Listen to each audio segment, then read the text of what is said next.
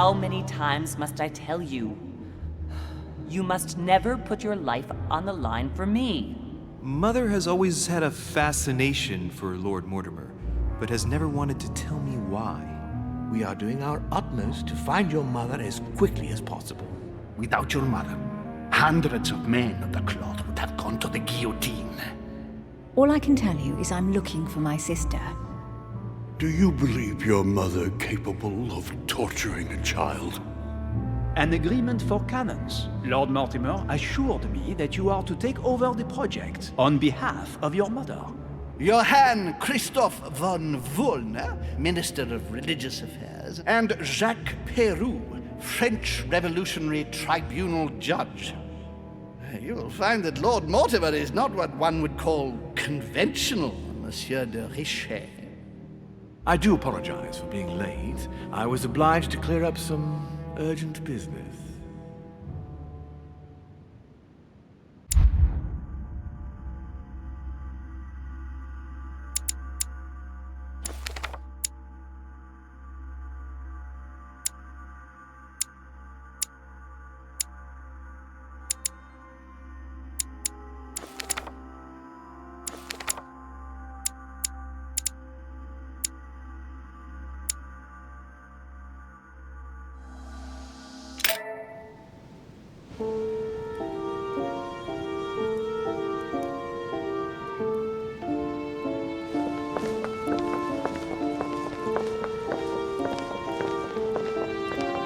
At last we meet, Monsieur de Richet. Do you mind if I call you Louis?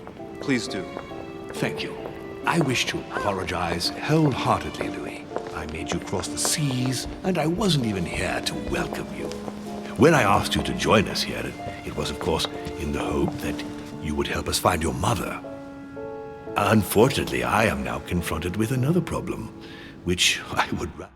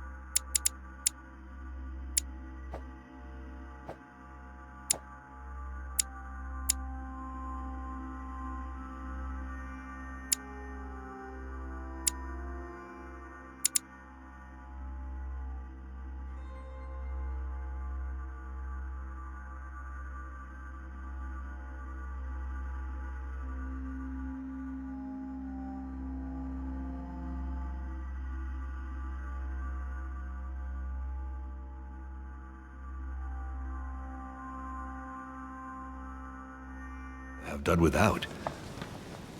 You see, last night, Miss Adams also went missing.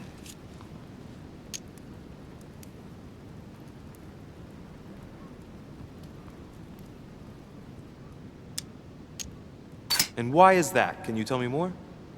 I have had my people searching for her all over the island. Alas, to no avail.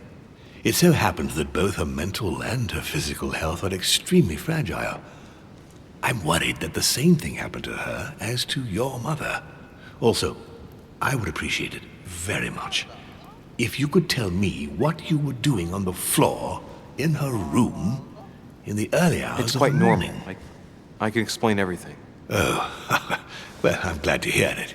You see, Sir Gregory is about to arrive, and he's taken Elizabeth's disappearance very, very seriously. Please, reassure him so that we can talk about your mother. William, I would like to see you a moment before we begin. In private. Let's step outside a moment. Louis, this will only take a few moments.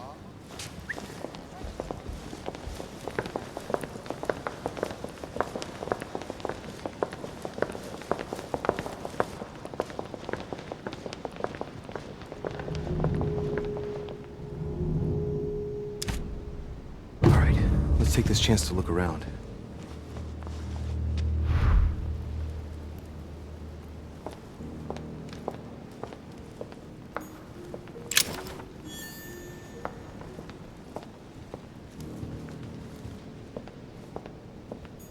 The Nightmare painted by Fuseli in 1781.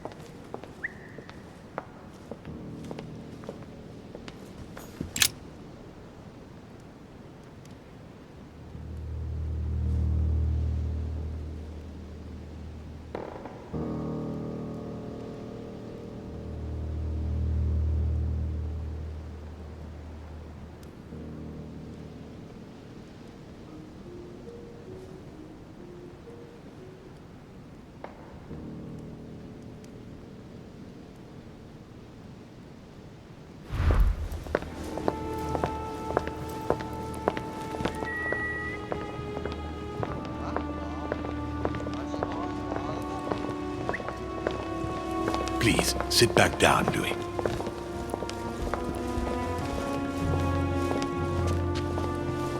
This sort of behavior is not working in your favor, young man.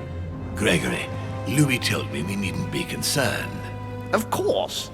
Monsieur de Richet, the situation seems to escape your grasp, so I won't beat about the bush. Did you kill Elizabeth Adams?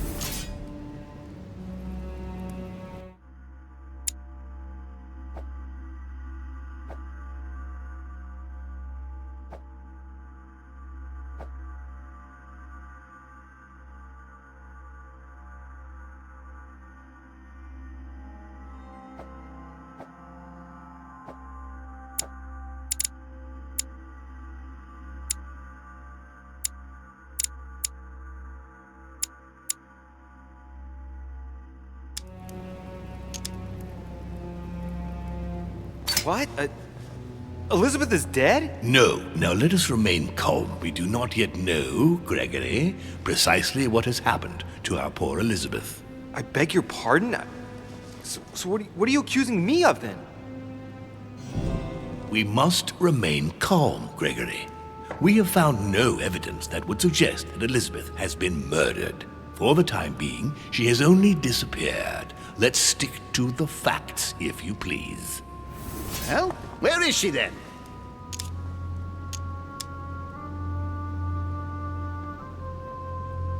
Technically, I'm simply incapable of telling you where she might be. And we never talked about her destination. What I can say is that the last time I saw Elizabeth, she was in her room. And she just decided to leave the island. Gregory, you must admit that just because Louis doesn't know where Elizabeth is, does not prove that something's happened to her. Damnation, William! This is a fiasco. Sir, you don't seem to realize just how serious this is. Let's try and remain calm, Gregory. In any case, it would be far better if Elizabeth really has left the island, as Louis says. Why do you think she wanted to leave?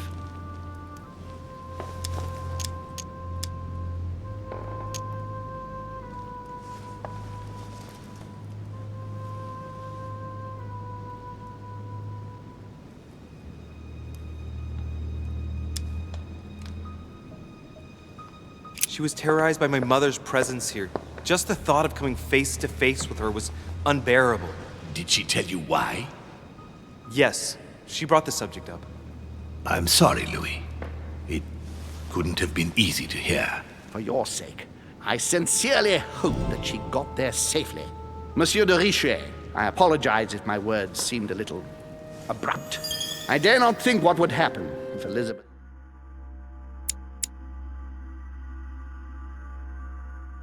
came across your mother on the island. Your generosity may well cost you dearly. I understand, my lord. I certainly regret it. You don't need us for any of this. So come along, Monsieur Peru. We are leaving.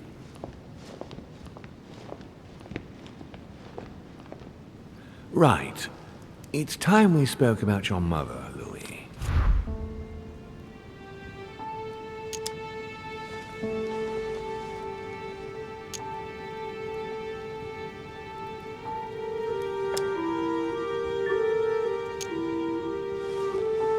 She seems to be making every effort to steer clear of your guests. What do you mean? For the past few weeks, my mother's been playing cat and mouse, if you will. I don't know why, but it wouldn't surprise me to learn that she's trying to avoid someone. The question is, who? And in your opinion, would she be the cat or the mouse? I'd like to answer the cat, but unfortunately I'm increasingly worried that she's in fact the mouse. That doesn't make me feel any better, Louis. What was the official reason why my mother came to your island? I knew about your mother's activities and yours in the Golden Order. I thought we had everything to gain by working together.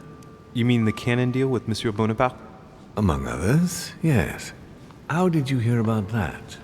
Monsieur Bonaparte came to speak to me about it yesterday, during lunch. I see. So impetuous. He was supposed to let me speak to you about it first. Our friend Napoleon desperately needed financial backing to properly equip his army. I took it upon myself to back him because I have a firm conviction that he can go far. We shall see. However, there's one thing that surprises me.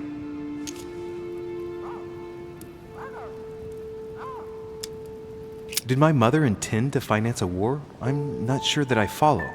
No, your mother's aim was not so much to partake in a war, but rather to make Monsieur Bonaparte accountable. France is in turmoil, and having support of a military man can often come in handy, Louis. You'll see. Once this deal was closed, I had big plans for Sarah. Such as what? You see, I've invited several influential figures on my island to present them with a project at the conference. It will be presented later today. I thought that the Golden Order had a role to play, and I still think so. I was hoping Sarah would be able to join us. I see. Indeed, if by chance your mother decided not to return to us before the conference, would you do me the great honor of attending? If only to follow the deliberations while waiting for her to duly take her seat. Why not? We shall see.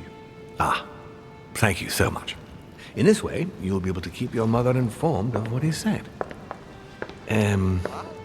There's something else I'd like to briefly go over. Earlier, you asked me the official reason for your mother's presence here. Is there an off-the-record reason why your mother came here?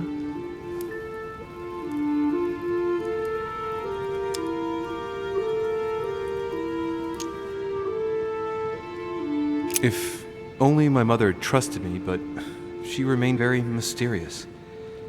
I'd have been delighted to answer your question. Is this usual for her? As head of the Order, secrets are her bread and butter, as you can imagine. That said, it's the first time she hasn't let me in on the reason for her trip. And it intrigues me, to tell you the truth. Well, I am sure that Sarah will explain everything once she reappears. There's something I still don't get. In your opinion, why would your mother remain in hiding over several weeks?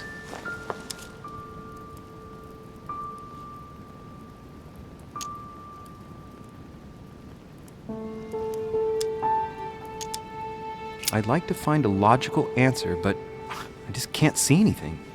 Apart from the fact that she might have lost her mind. Since I came here, I've ceased to understand her. That, plus what I've found out about her past, and I'm left with the bitter feeling that I never really knew her. I can understand you beginning to feel that way after these past 2 days, but I'm sure all will become clear once your mother reappears. The only thing I can tell you is that Sarah had indeed changed. At the beginning of her stay here, we enjoyed spending time together, solving the world's problems.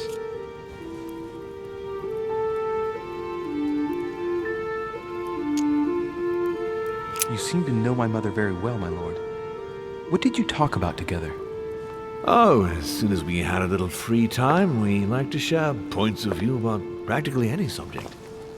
We would find ourselves embarked on interminable discussions that could go from Monsieur Blanchard's flight in a hot air balloon to the Treaty of Jersey, or the adoption of the metric system in France last year, or even Mr. Eli Whitney's invention in the United States.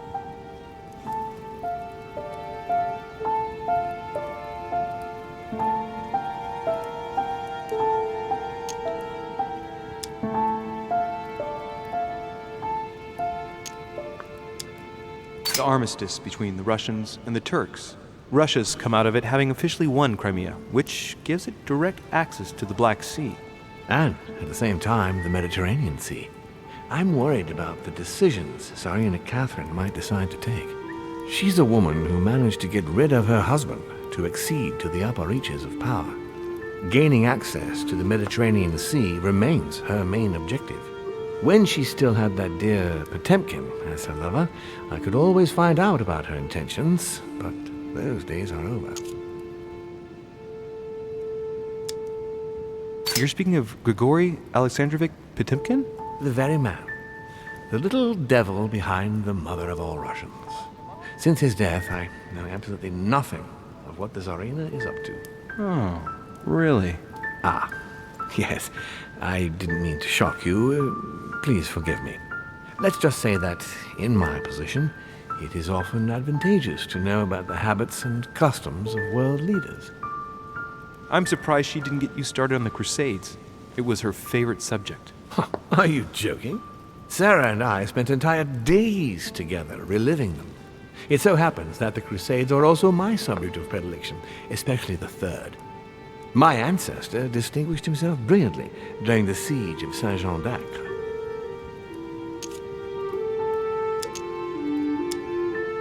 Mother lulled my childhood with tales of the Crusades.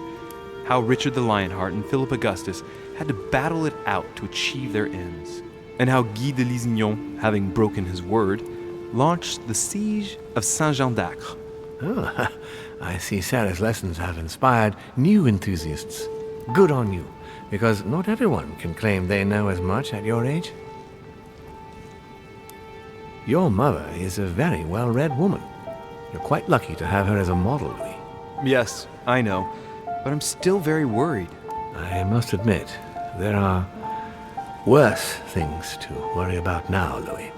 What do you mean?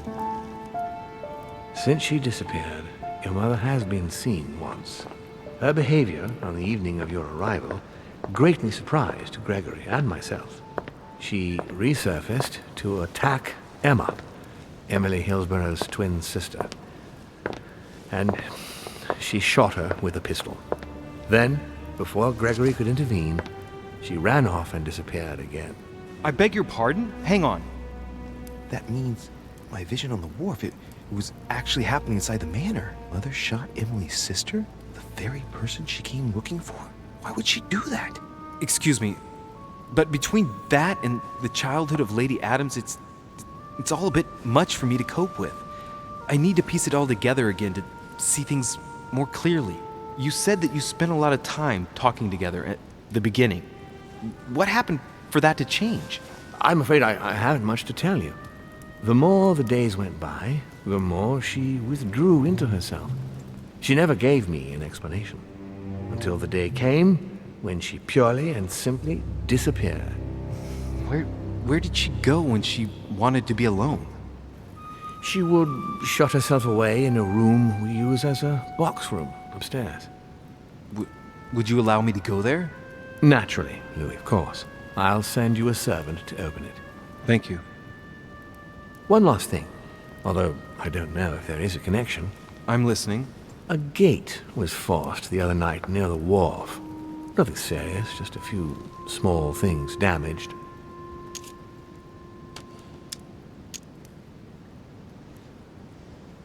Sorry, my lord, but I was searching for leads to my mother. I thought I was hot on her trail and didn't take any precautions. Well, you could have reported it to a servant. But never mind. I shall put it down to your ardor and anxiety. However, please try to respect my estate in future? I certainly will. Please accept my sincerest apologies. That's all I can tell you about the disappearance of your mother, Louis. I would like to have been more helpful. I shall stay on her trail and follow up any leads. Thank you. We will meet later on to welcome our last guest. In the meantime, I shall get someone to open the box room upstairs for you. Thank you.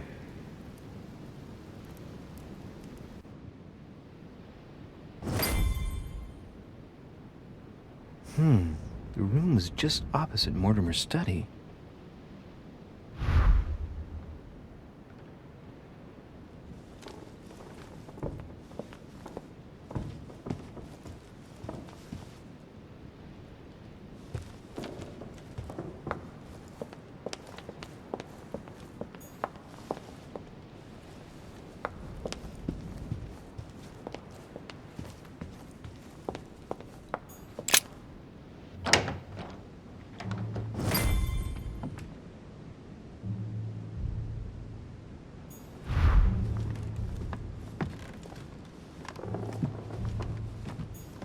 There are burnt papers in the chimney.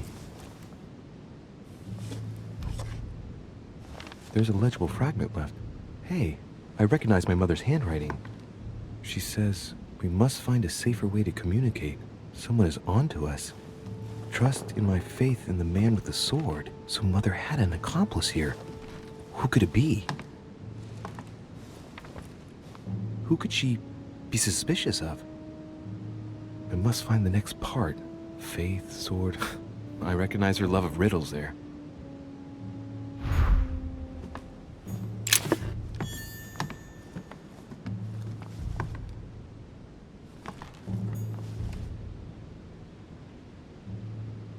Dante's Paradise.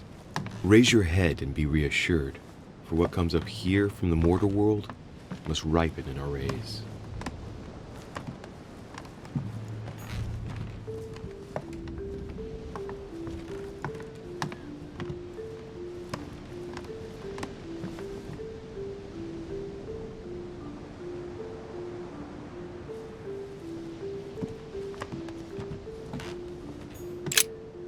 St. Paul on the Road to Damascus by Caravaggio.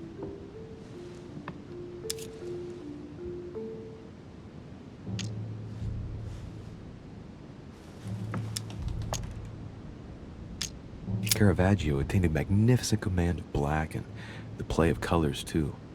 Paul facing an ordeal, the curtains of his illusions being raised, and receives the light from his Savior.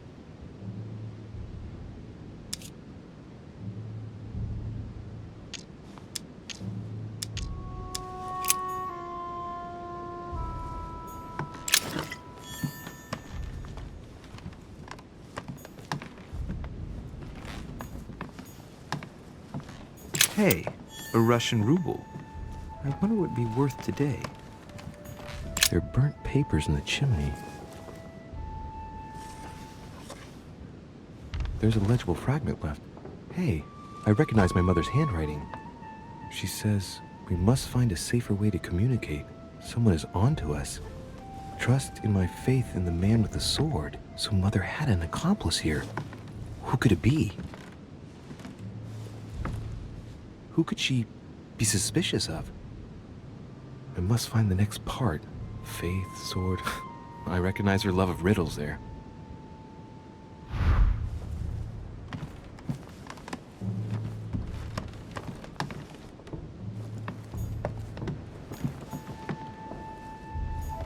What is this disc?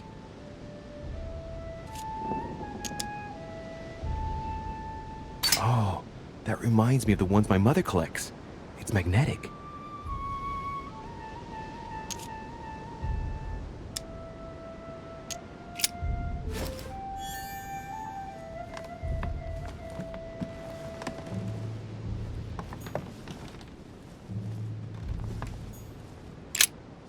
St. Paul on the Road to Damascus by Caravaggio.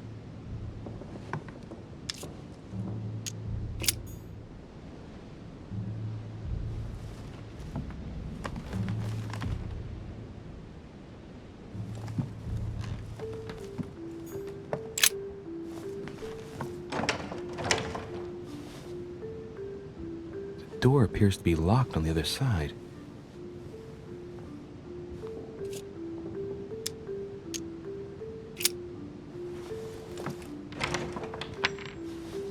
I think I heard something fall to the ground. A metallic sound, like a key falling. We'll see if it works.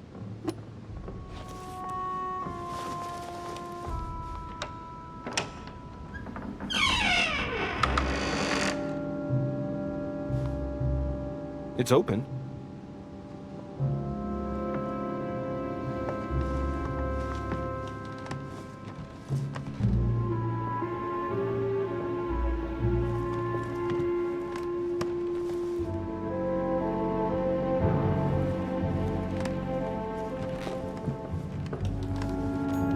St. Paul painted by Guido Reni.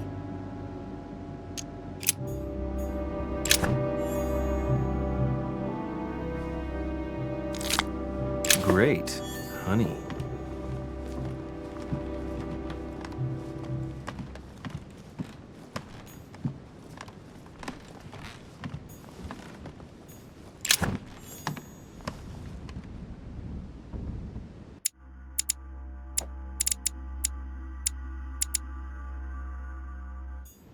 Amber.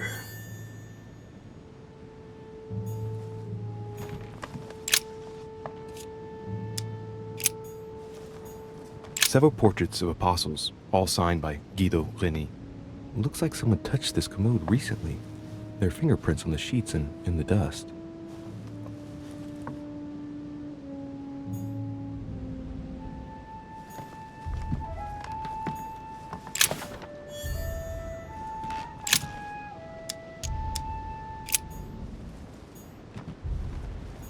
The New Testament.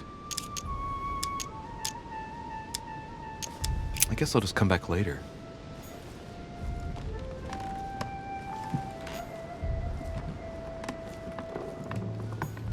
A chest with the occult symbol representing air.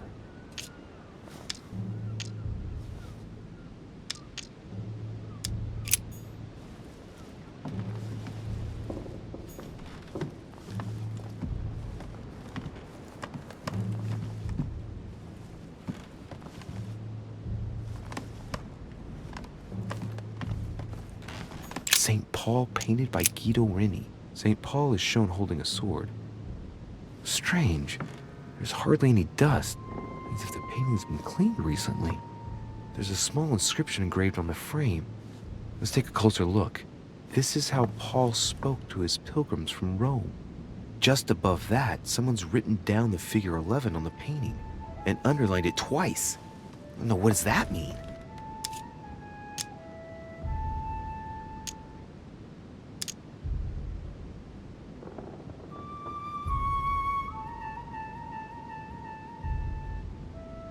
So we have the figure 11 twice underlined, and a story of a group of pilgrims who it looks like Paul is speaking to.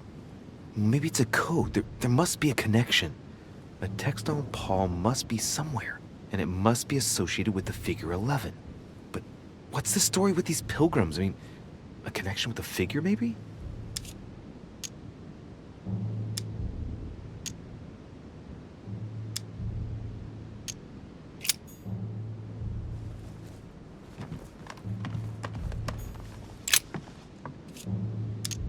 Painting of St. Mark from the collection of the Apostles by Guido Reni.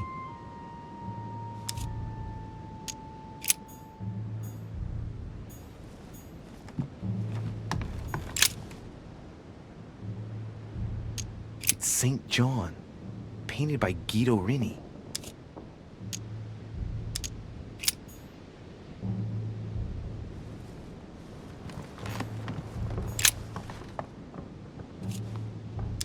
The drawing of the Apostle Matthew, painted by Guido Reni. He's represented as writing the word of the Lord, transmitted by the Holy Spirit, who appears here in the guise of an angel.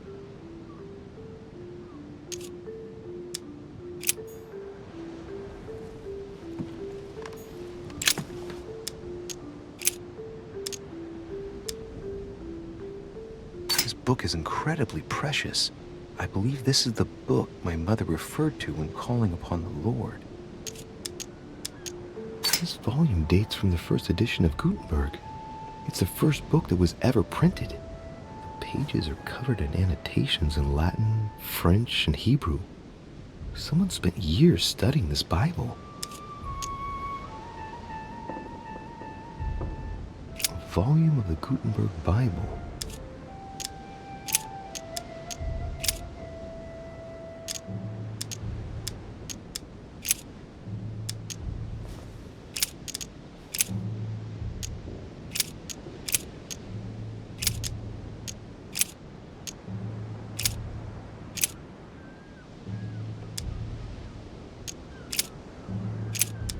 Then they suborned men, which said, "We have heard him speak blasphemous words against Moses and against God."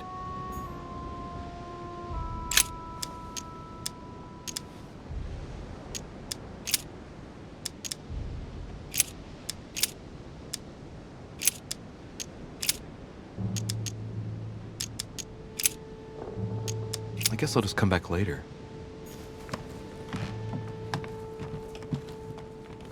St. Paul painted by Guido Reni.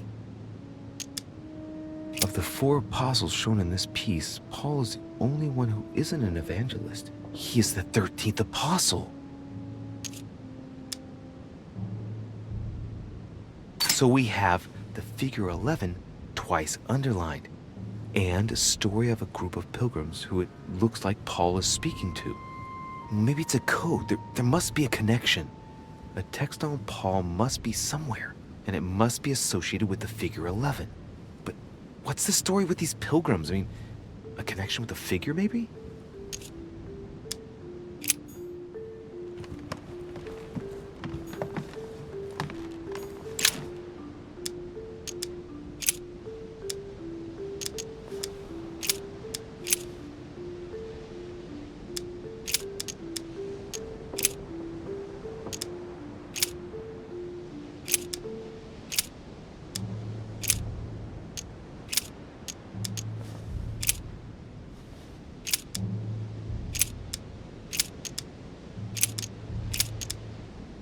I say then, have they stumbled that they should fall?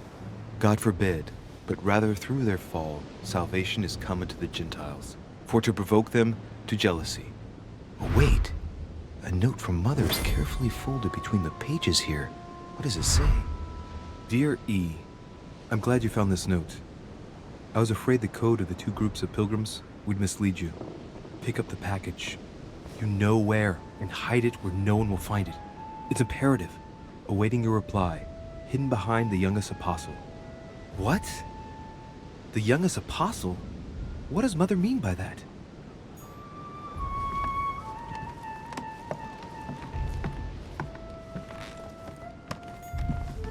Several portraits of apostles, all signed by Guido Reni. Looks like someone touched this commode recently. There are fingerprints on the sheets and in the dust.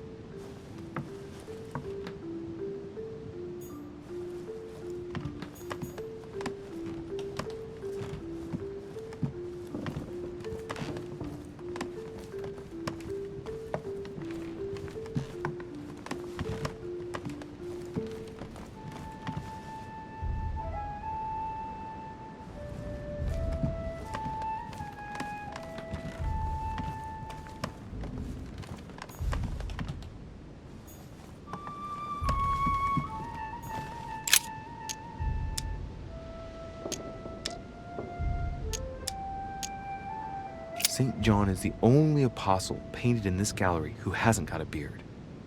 Hey, wait! That means it's him. He's the youngest apostle. Right. This painting is therefore associated with the answer which E had to give to my mother. Now, I just need to know how to recover the answer.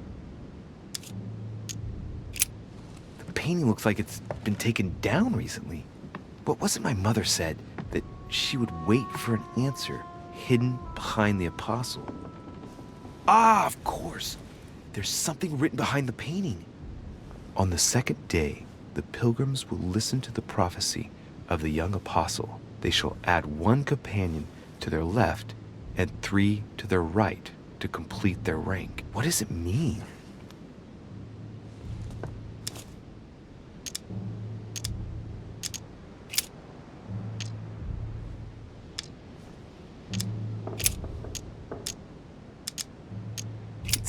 John, painted by Guido Rini.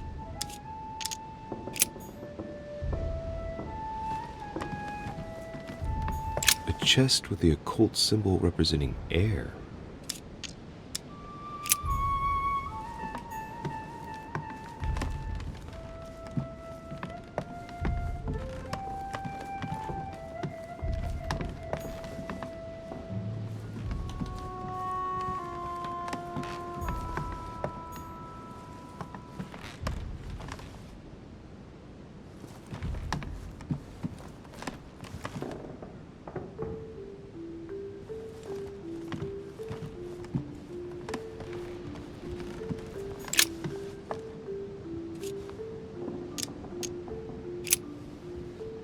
There's something else behind this painting.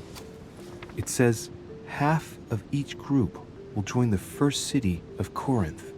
What the hell does that mean?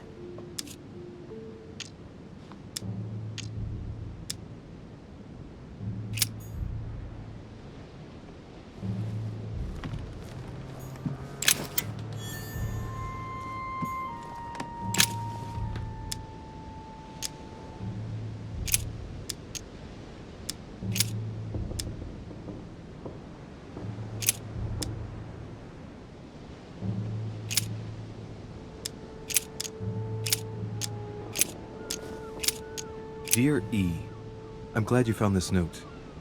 I was afraid the code of the two groups of pilgrims would mislead you. Pick up the package. You know where, and hide it where no one will find it. It's imperative. Awaiting your reply, hidden behind the youngest apostle. What? The youngest apostle? What does Mother mean by that?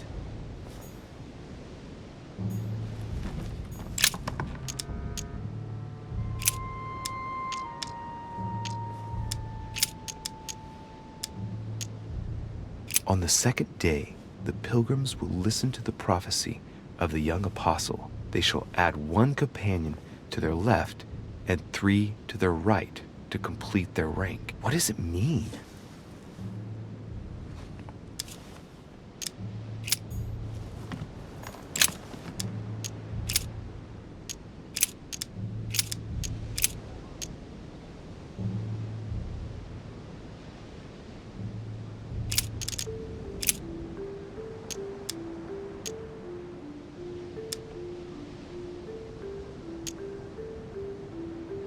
If we have hope in Christ in this life only, we are, of all men, most miserable.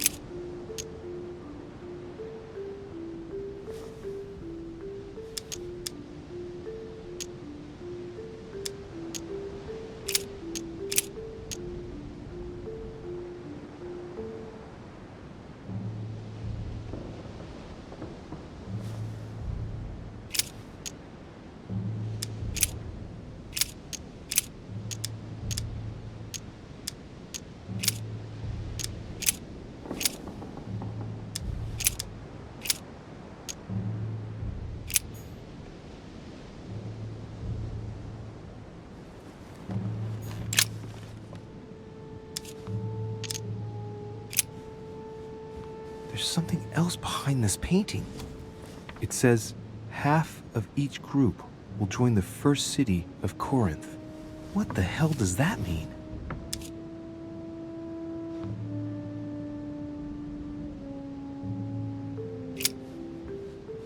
There's something else behind this painting. It says, half of each group will join the first city of Corinth. What the hell does that mean?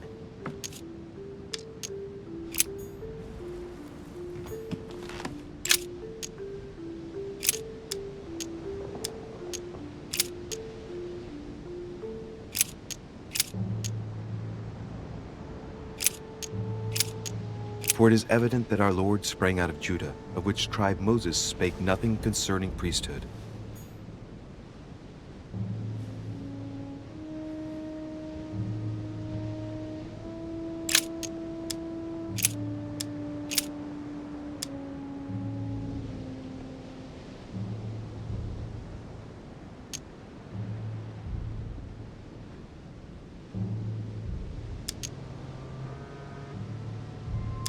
For we know that the law is spiritual, but I am carnal, sold under sin.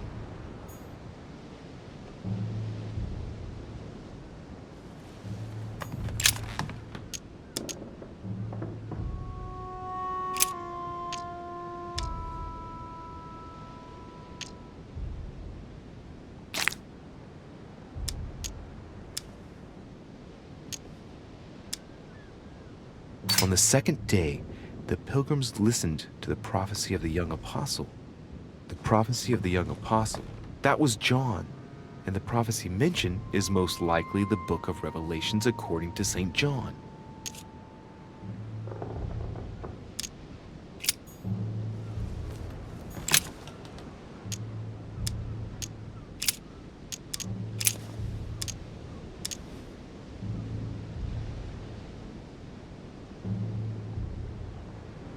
And ye know that he was manifested to take away our sins, and in him is no sin.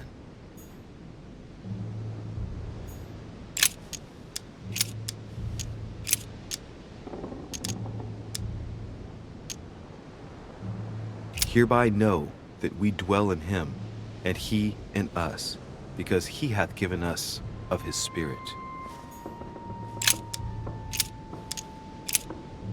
But he that hateth his brother is in darkness, and walketh in darkness, and knoweth not whither he goeth, because that darkness hath blinded his eyes.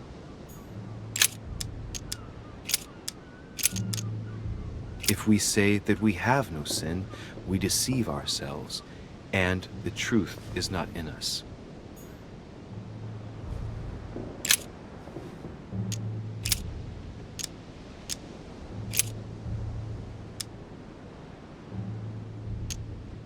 Peter, an apostle of Jesus Christ, to the strangers scattered throughout Pontus, Galatia, Cappadocia, Asia, and Bithynia.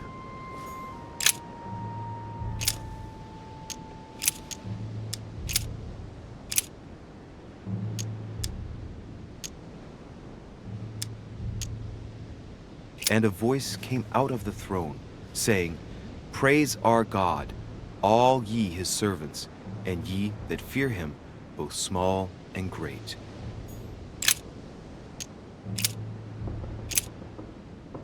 And the woman was given 2 wings of a great eagle, that she might fly into the wilderness, into her place, where she is nourished for a time, and times and a half a time, from the face of the serpent.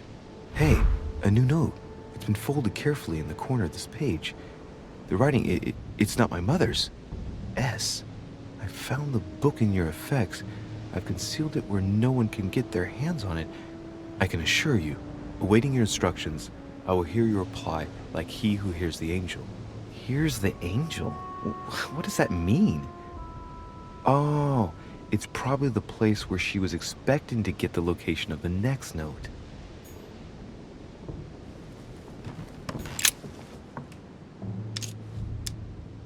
A drawing of the Apostle Matthew, painted by Guido Reni. He's represented as writing the word of the Lord, transmitted by the Holy Spirit, who appears here in the guise of an angel. A drawing of the Apostle Matthew, painted by Guido Reni. He's represented as writing the word of the Lord, transmitted by the Holy Spirit, who appears here in the guise of an angel.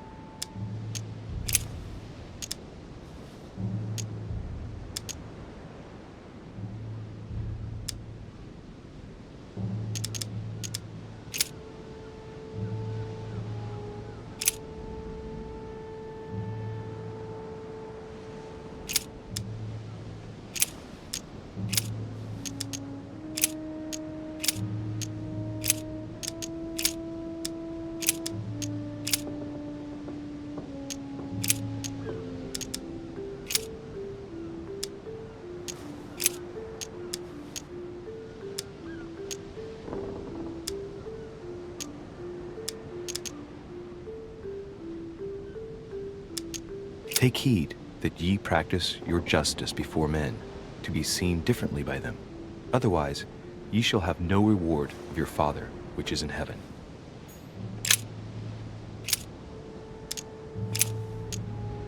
But Jesus turned him about, and when he saw her, he said, Daughter, be of good comfort, thy faith hath made thee whole. And the woman was made whole from that hour.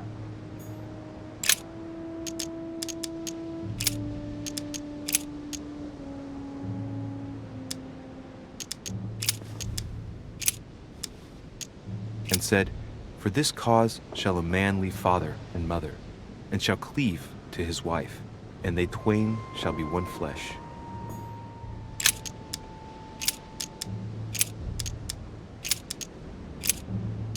And great multitudes were gathered together unto him, so that he went into a ship and sat, and the whole multitude stood on the shore.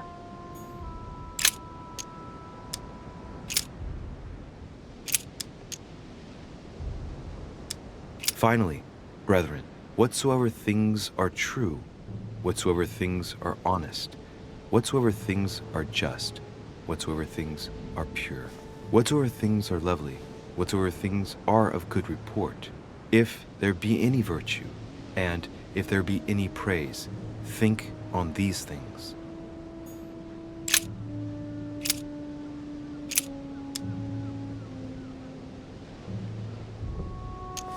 For it is evident that our Lord sprang out of Judah, of which tribe Moses spake nothing concerning priesthood.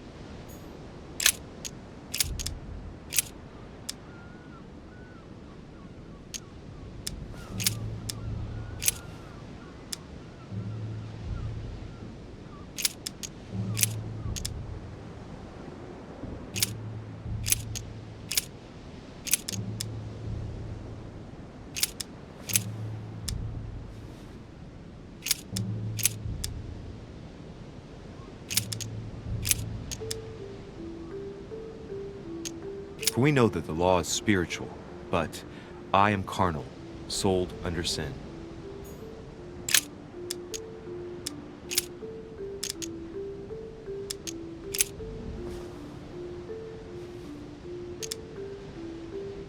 And suddenly there came a sound from heaven like a rushing mighty wind, and it filled all the house where they were sitting.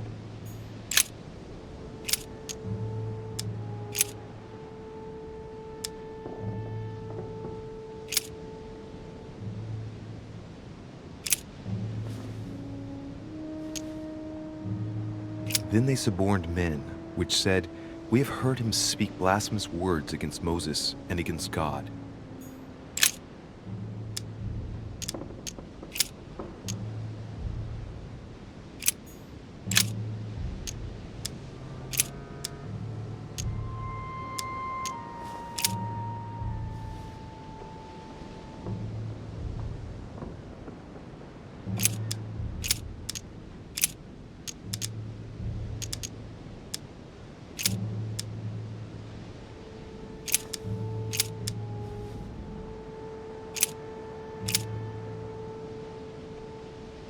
I guess I'll just come back later.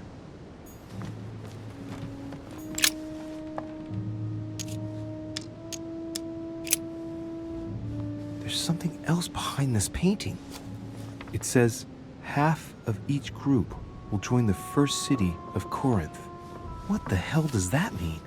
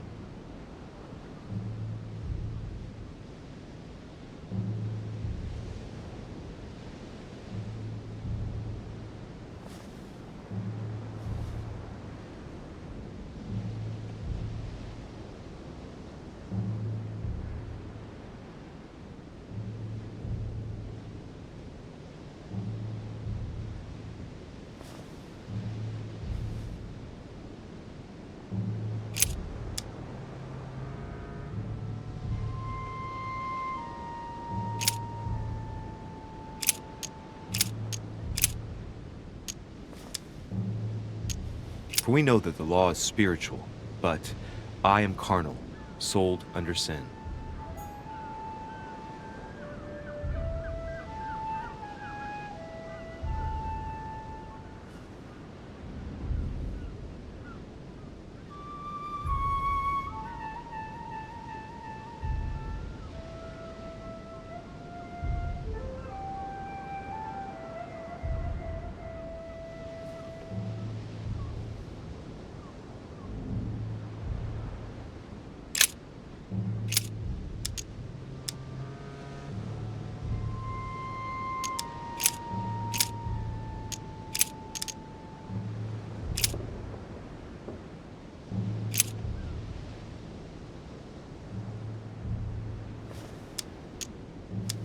Now, therefore, there is utterly a fault among you, because ye go to law with one another.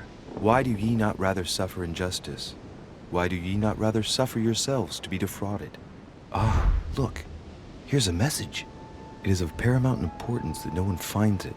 Watch out for the Prussian. He's on the trail. Let's meet up. I'll leave it to you to organize the rendezvous. Not today. I'm unable to do it. In the meantime, I'll follow the first group to Mark, who will reveal the answer to them. And that first group of pilgrims, how many are there now? If I refer to the chapter I'm reading at the moment, 6.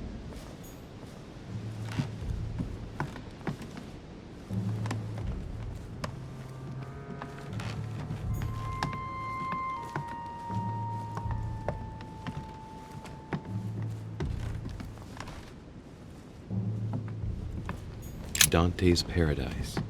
Raise your head and be reassured, for what comes up here for St. Paul on the road to Damascus by Caravaggio.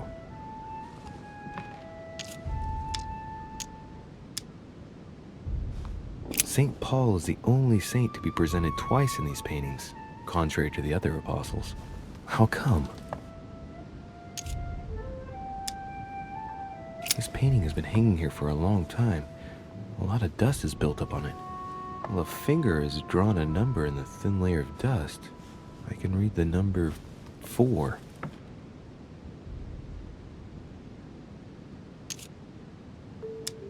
Caravaggio attained a magnificent command of black and the play of colors too. Paul facing an ordeal, the curtains of his illusions being raised, and receives the light from his Savior.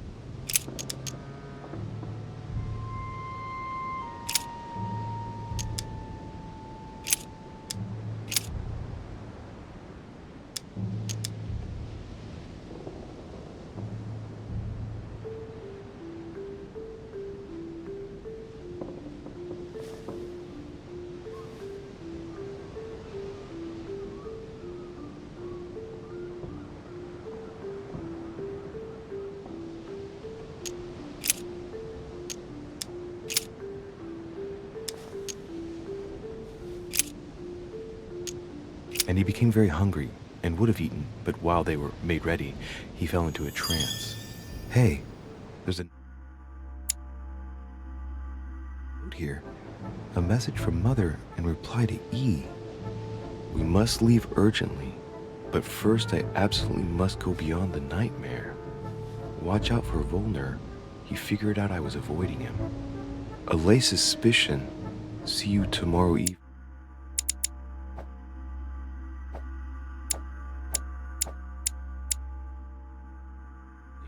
Stand ready. For now, let's cease all communication until we meet. Take care of yourself. I suppose this must be the last message.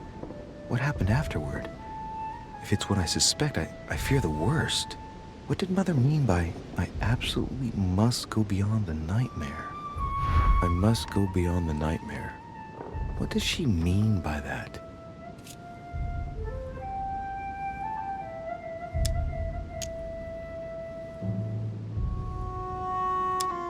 Clearly, she must be trying to do something useful, but the what? The nightmare. Does that remind me of anything?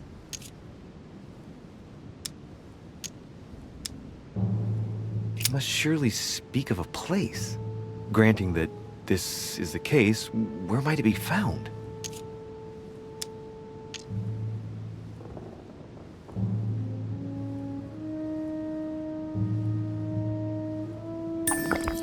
It was a study. I'm practically sure of it. Yes, it's the painting that was behind Mortimer's study. Well, let's see if Mortimer has anything to hide behind his painting. Mortimer's getting his guests together. I ought to join them so I don't look suspicious.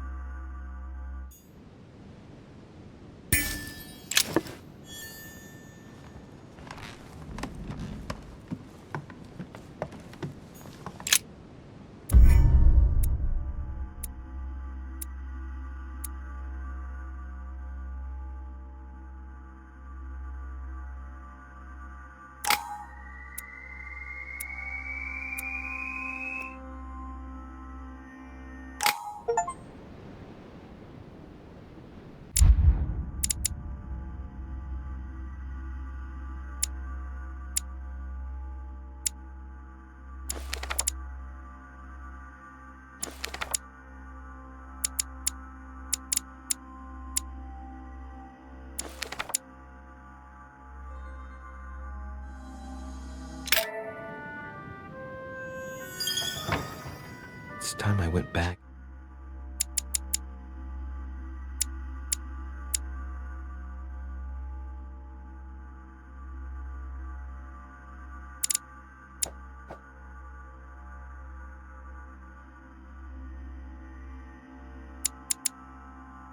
Joined everyone in the small salon.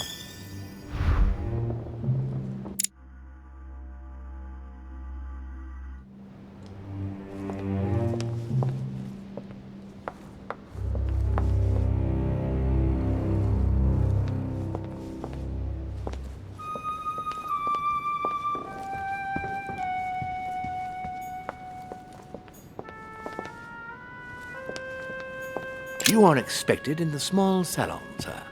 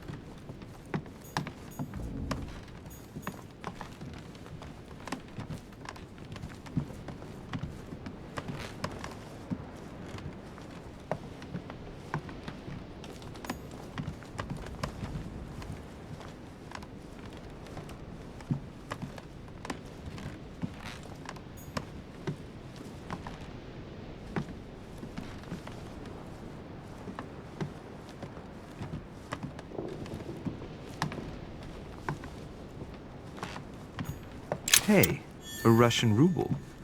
I wonder what it'd be worth today.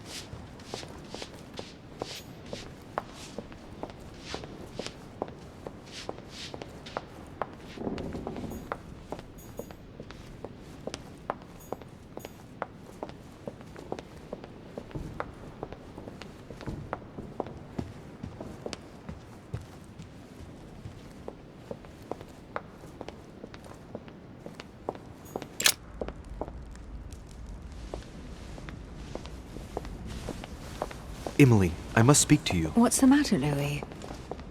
I have news about your sister. What have you found out? Look, I've started piecing together the events leading up to my mother's disappearance and your sister's. Did my mother know about your secret? Yes, even though I belong to the English chapter, her rank in the Order gives her access to a good deal of personal information. Must have been Emma I saw in my vision. I was given to understand that my mother and your sister bonded during their stay.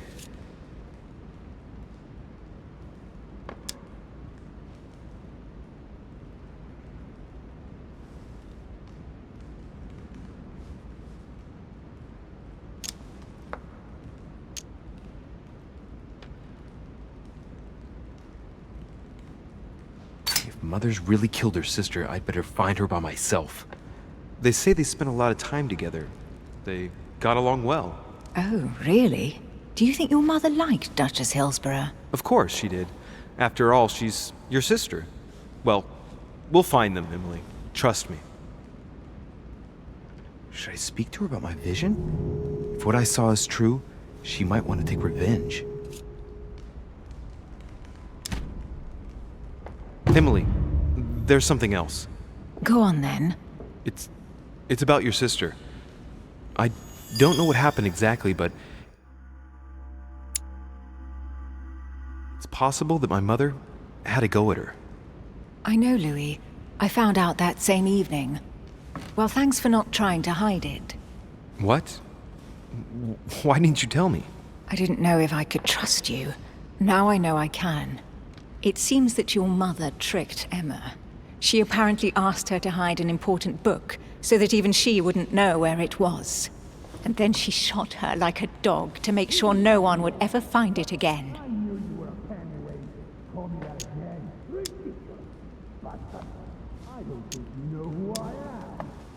Why would she do that?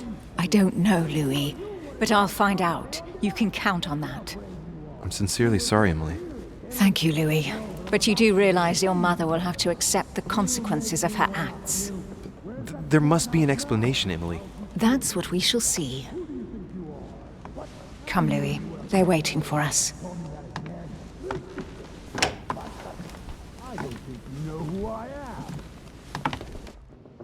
You will pay dearly, Peru. I'm sure you were involved somewhere along the line. That's right. Pretend you don't know. One piece of advice. Don't travel through France on your way back, or it'll cost you dearly. Calm now, my friends. Let's calm down. Everyone seems to be a little unnecessarily heated. Don't forget where you are, please. What's going on here exactly? Sir Gregory called us together to introduce the last guest. But hardly had we arrived when he set upon Monsieur Peru. And who is this charming character? Manuel Godoy, the Duke of La Alcudia. He's the head of the Spanish government, Monsieur de Richet. He's the one who, in practice, controls Spain. How could you dare do such a thing? Dios mío, you are all out of your minds! Really, Duke Manuel?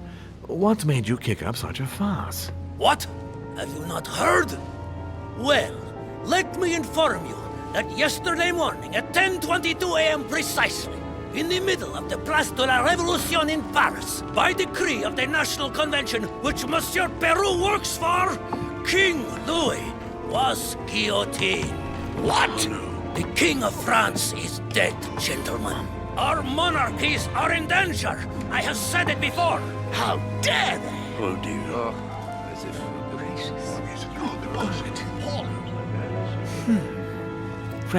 Friends, let us calm down. Don't pretend to be surprised. He got a fair trial. Ridiculous! Bastard! He was sentenced to death by 361 votes to 360. You beheaded a king for one vote! Is that your democracy? What an obnoxious act. Until this, anything was possible. This political coup will have grave consequences. France is lost. Gentlemen, please. Let us take a step back a moment. In the name of holiness. He was the highest representative of God in France, Emily.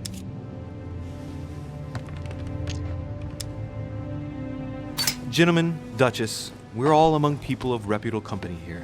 We should be able to manage the conflicts of our nations in a respectful and orderly manner. I fully agree with you, sir. But That's enough, sir. with whom do I have the pleasure of speaking? Louis Maras de Richer. Are you related to Sarah de Richer? Sarah is his mother, Duke.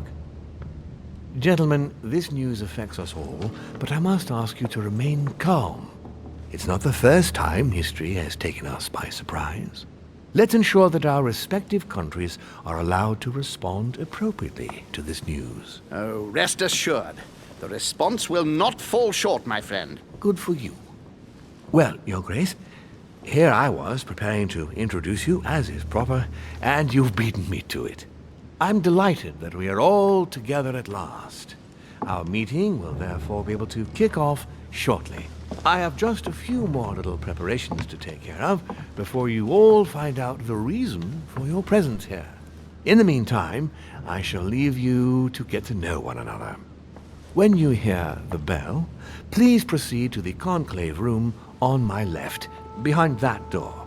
I'll see you later.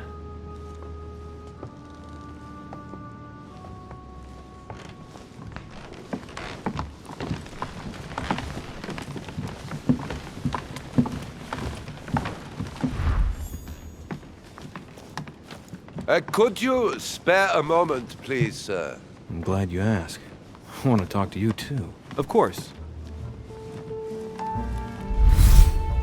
I heard about your mother's disappearance. He looks concerned. I don't know why, but I doubt it's from sympathy alone. Let's see what he wants from me. Any news of her? Have you found her, maybe?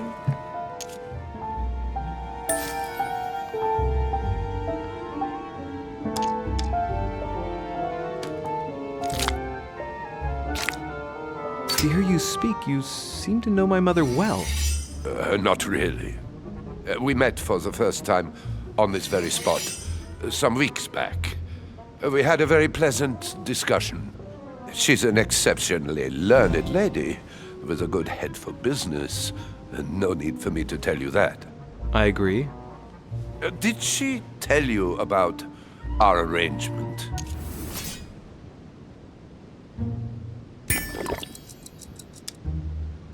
The cat's out of the bag now. More or less, but please do refresh my memory. Yes, of course. Nothing of great importance in itself. During one of our discussions, she spoke of an old book which might have been of interest to me, and she had agreed to let me have it. A book about what? Ancient occultism. As you are aware, I am a doctor of theology. You might have come across some old books in her belongings, perhaps?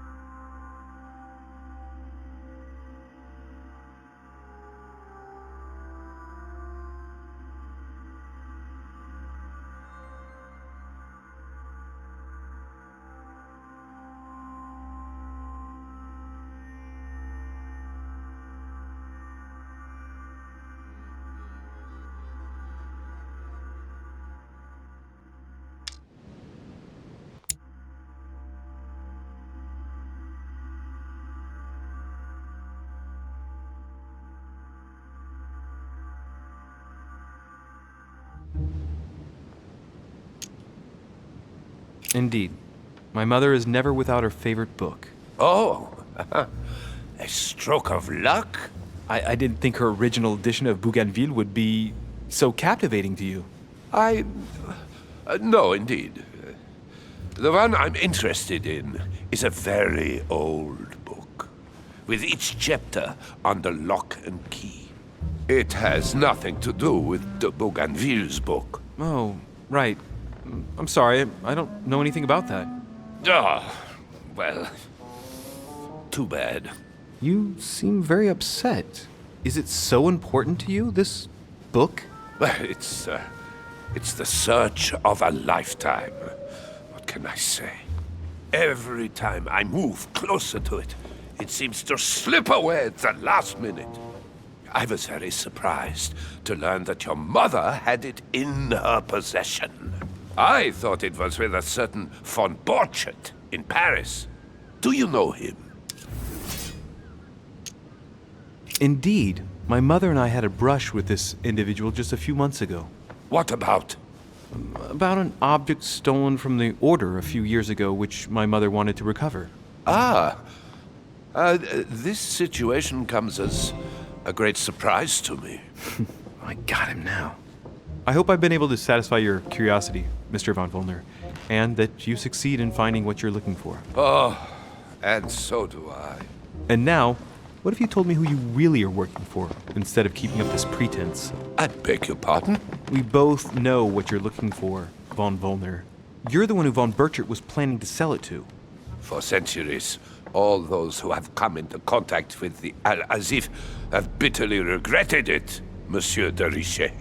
You are playing a dangerous game. Please know that I am working for someone who does not appreciate anyone poking around in his business. Let me guess.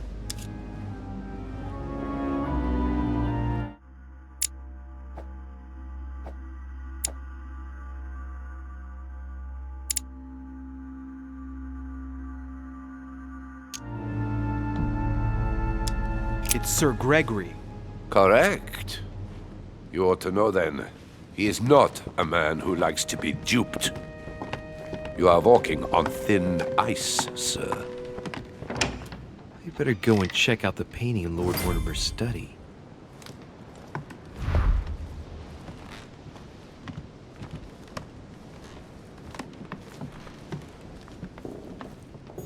Chronicles of the Amber Princess. As I recall, Dorkin was my favorite character.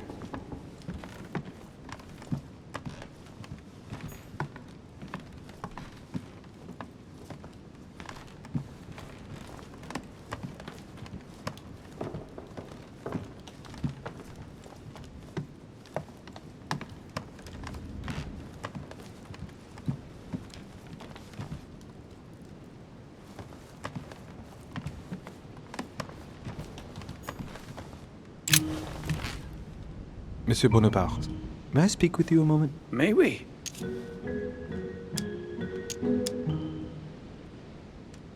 What do you think of Duke Godoy? Well, I'd rather not express any opinion of him. Why is that? His reputation is enough for me.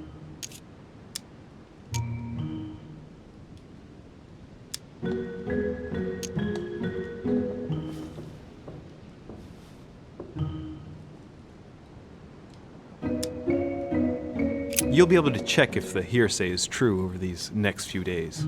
I sincerely doubt that. The context does not allow me to give him my trust. I understand your point of view.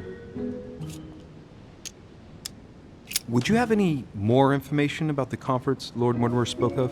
Nothing at all. Mortimer is very committed to secrecy when it comes to his conferences. But given the presence of Monsieur Peru and ourselves, I think it must concern France to some extent. Otherwise, I doubt he would have invited 3 Frenchmen to his table, huh? What do you think of Duke Godoy? Well, I'd rather not express any opinion of him. Why is that? His reputation is enough for me.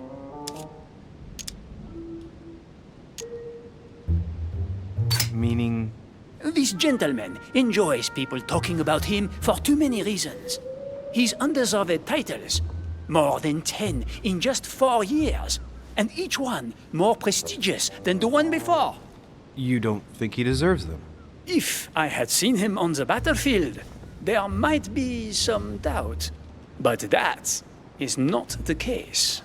The Queen would rather not risk losing him, so she consoles him with awards and titles. So you don't have a very positive opinion? His coveting French Catalonia does not encourage me to have one. I understand your point of view. Well, I'll be leaving you now. Shall we meet up again later? Wait, monsieur. Any news of your mother? Unfortunately not, no.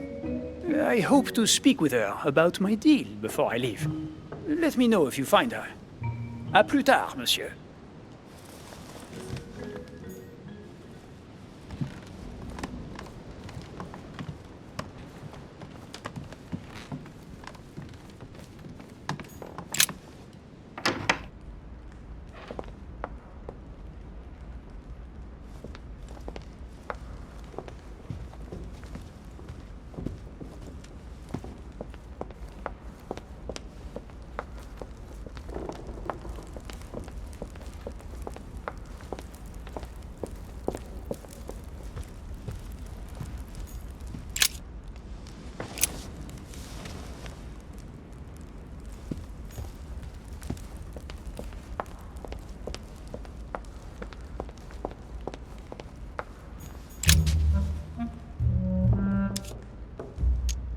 Mr. President, what do you think about your counterpart, Duke Manuel? I'm very surprised he was able to accept Lord Mortimer's invitation, given the political situation in Spain.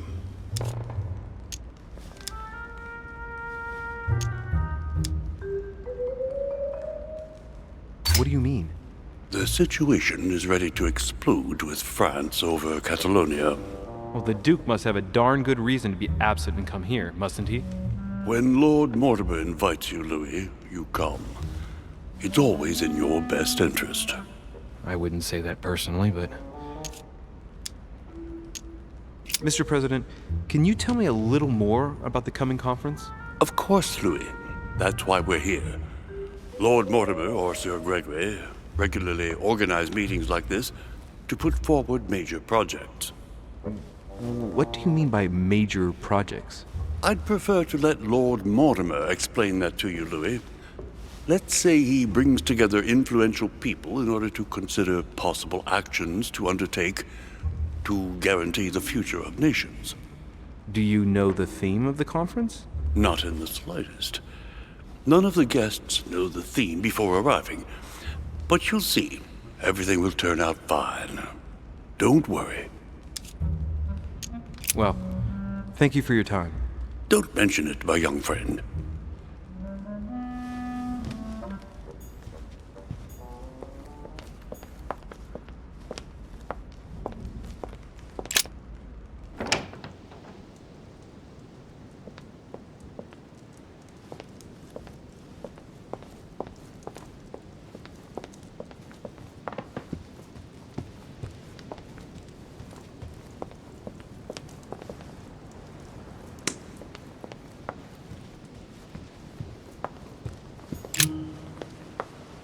Ah, Louis. Just the man. Good Lord. How did the king come to be executed? I would think that the Order would have intervened.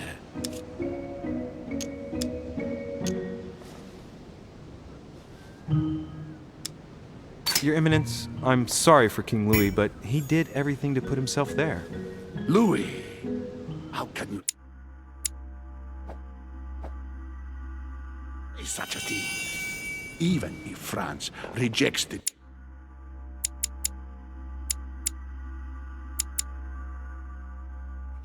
You don't go and behead a person of high status. They always serve our cause better alive than dead. Politically, it's absurd. I invite you to speak about it with my mother as soon as she reappears. Is there any news of her? Well, I hope it won't be long before I find her, Your Eminence. Now you wanted to speak to me. I'm sure a man like you is in the circle of trust. Would you know what the conference that Lord Mortimer mentioned is going to be about? Not really, my son. Well, be it Lord Mortimer or Sir Gregory, we are never informed about the theme of the conference before it begins. I was wondering what to think of that Manuel Godoy. He is reputed to be a very ambitious character, at every level. But his faith is unwavering. He is a staunch defender of the Church. You can believe me.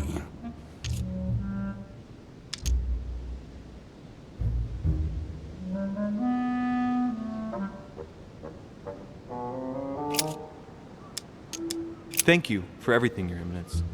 I shan't take up any more of your time. You are welcome, my son. I will be seeing you, Louis.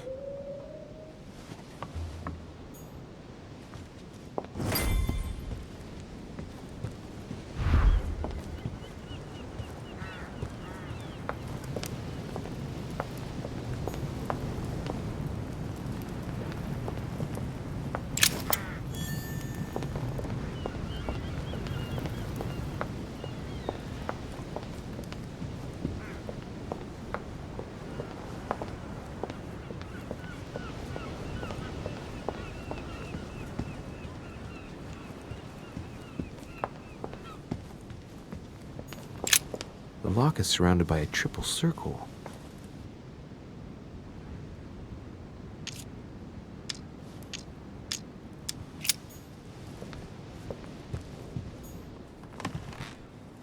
A pound.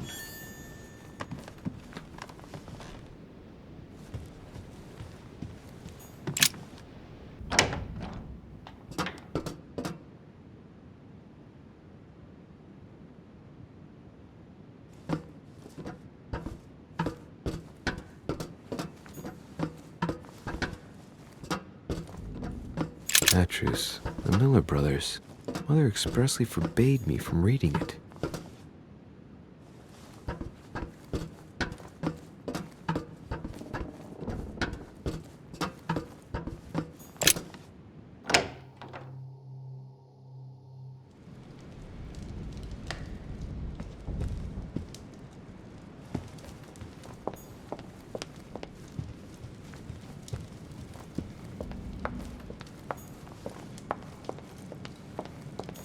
Golden elixir.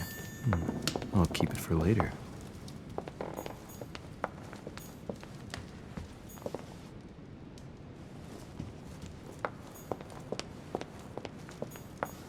The Song of Roland.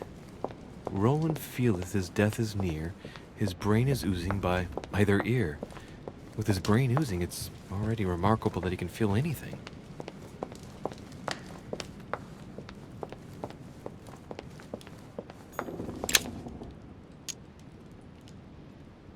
Devil's Thorn. I'll keep it.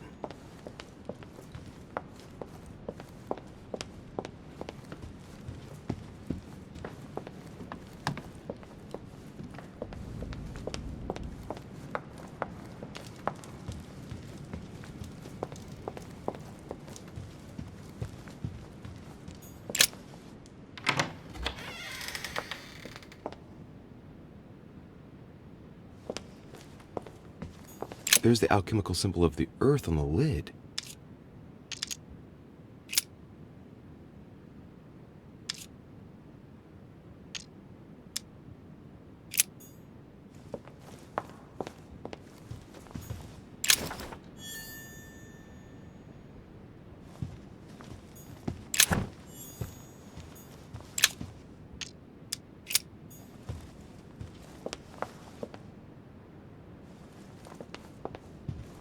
Golden elixir.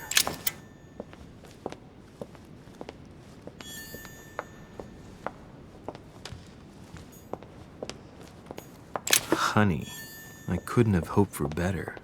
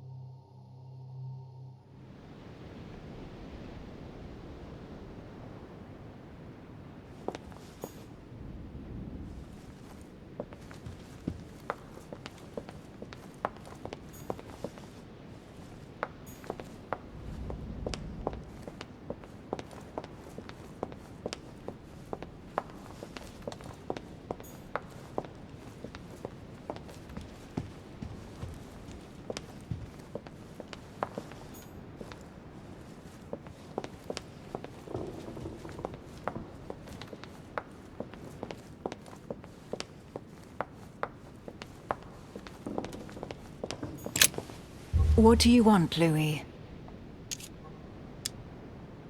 What do you think of our last guest? Well, I never thought I would get the chance to meet that Hispanic Casanova in the flesh. His reputation is well known.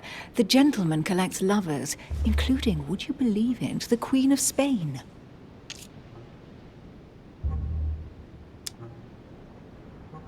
I doubt that Lord Mortimer invited him for his charm, if you want my opinion. Emily, what can you tell me about the coming conference? Sir Gregory and Lord Mortimer organize this kind of high society meeting every so often in order to consider the world situation. But to what purpose? Well, by bringing together the most influential people from the dominant nations of the modern world, they allow the mighty to discuss matters with calm clarity. There are precedents of armistices being signed at the end of these talks, you know. Talking while holding a glass of brandy makes things easier. You'll see. You're leaving me? Unfortunately, I have things to do. Thank you again, madam.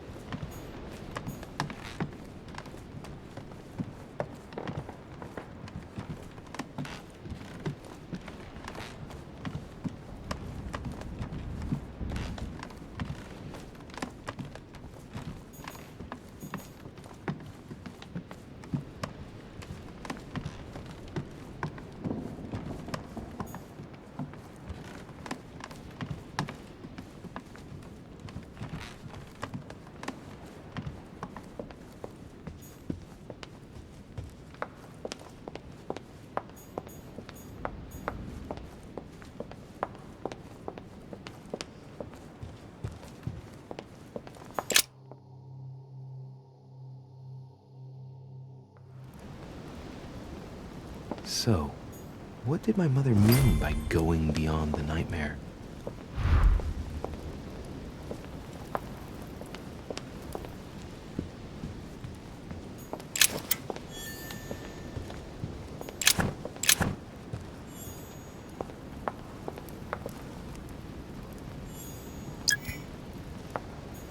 Golden elixir. Consume without excess. Which four-letter word could open this chest?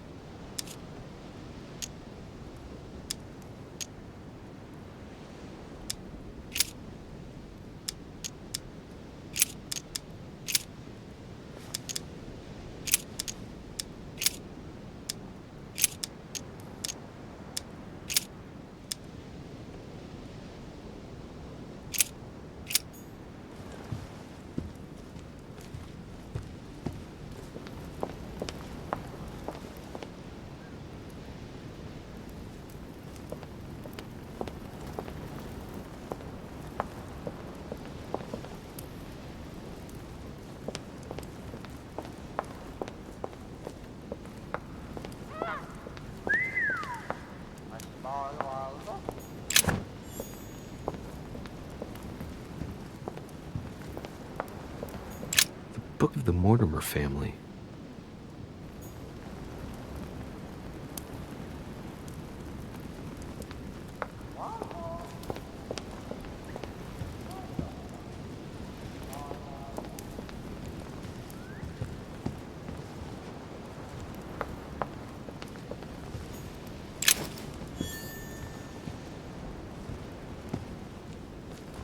Dante's Purgatory. Why does your mind presume to flight when you're still like the imperfect grub, the worm before it's attained its final form? Charming. Which four-letter word could open this chest?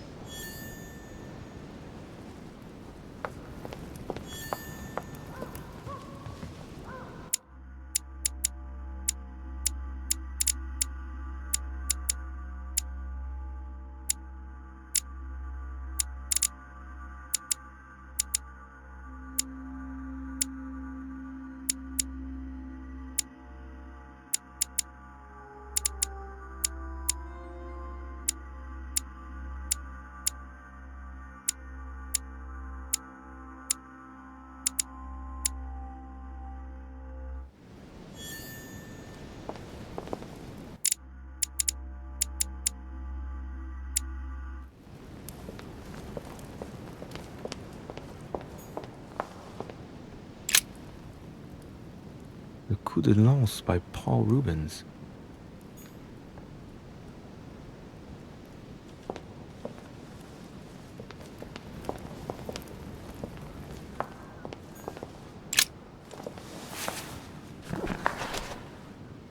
It's a book on the history of the Crusades. I don't think it has any connection with my research.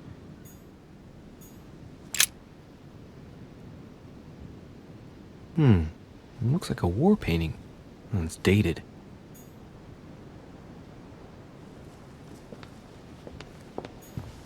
No, what have we got here? Oh, it looks like a model of a lock. It's as if Mortimer is fond of complicating things sometimes. Well, I hope I never have to try and unlock it.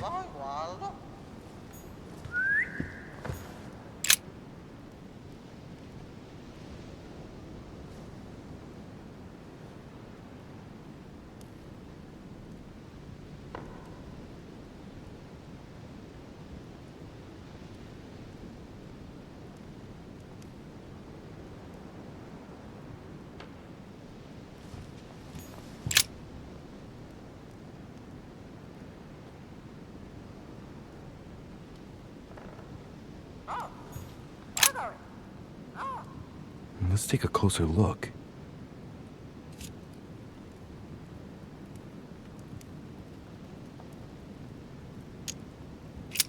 Dark chocolate beans.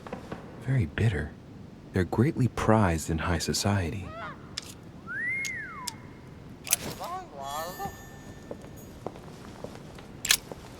A mynah bird.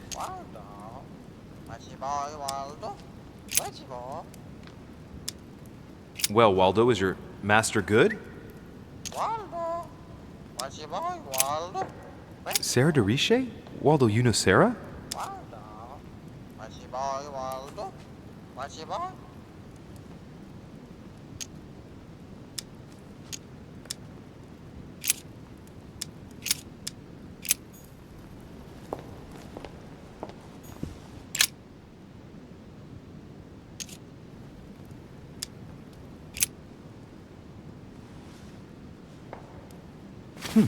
Might come in handy.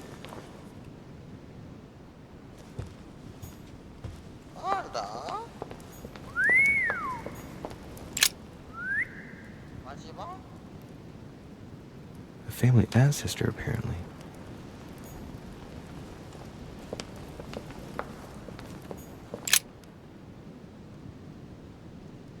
A painting about a siege dated.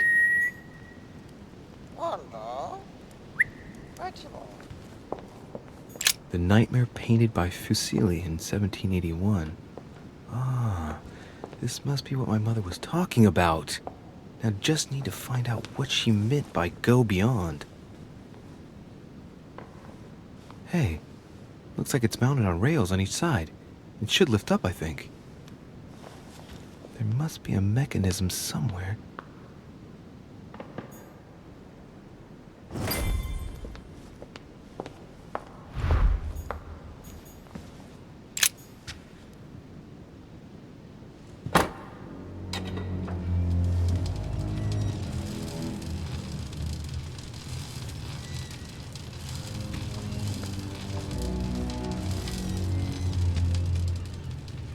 Aha! I found it. Oh, what on earth is this? A ring lock now? Great. That's all I needed.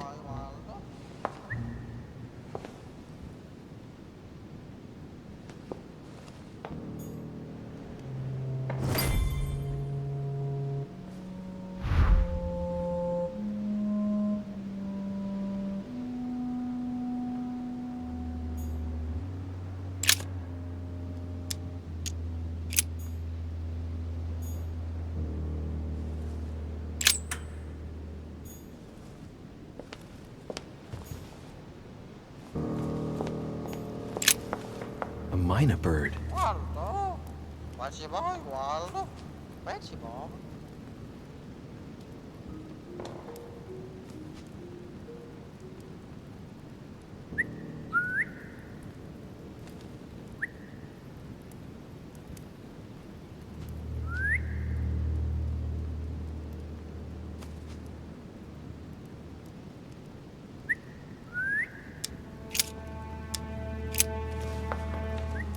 Waldo? Where's your mom? Tell me the door code. Where's your boy, Waldo? Where's your mom? Here I am talking to a bird. Shame on me. Sarah DeRiche? Waldo, you know Sarah?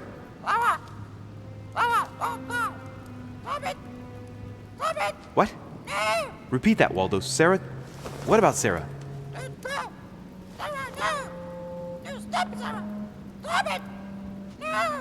Good God, what's been happening here?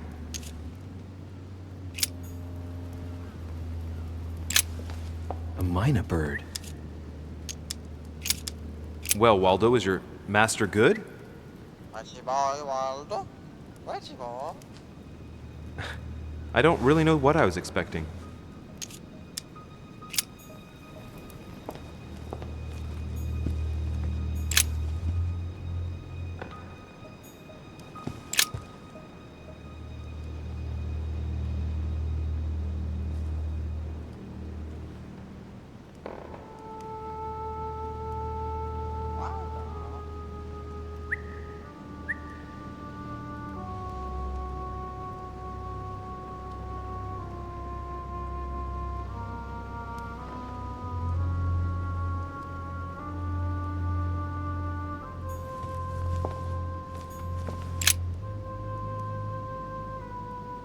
Hey, there are two dates on this painting. 1154 AD and 5154 AL.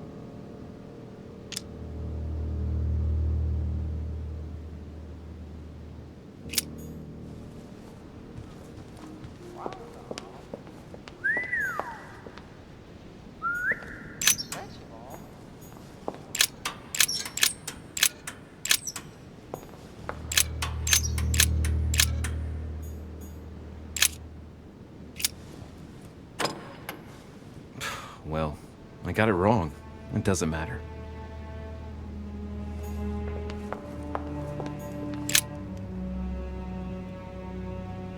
A painting depicting the Third Crusade. It's titled Winter Before the Fall of Saint-Jean d'Acre. The Siege of Saint-Jean d'Acre was a major conflict during the Third Crusade. Richard the Lionheart and Philip Augustus fought to take the town back. It was the Crusaders' first operation to take back the Kingdom of Jerusalem.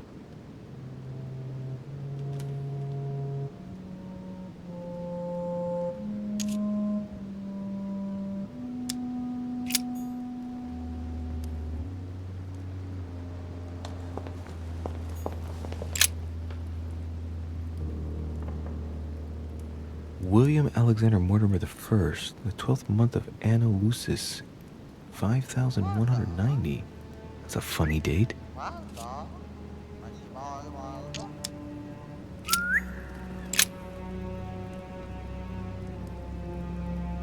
William Alexander Mortimer I, the 12th month of Anno Lucis, 5190.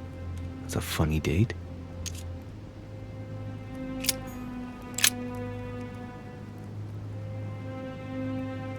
William Alexander Mortimer I, the 12th month of Anno Lucis, 5190. That's a funny date.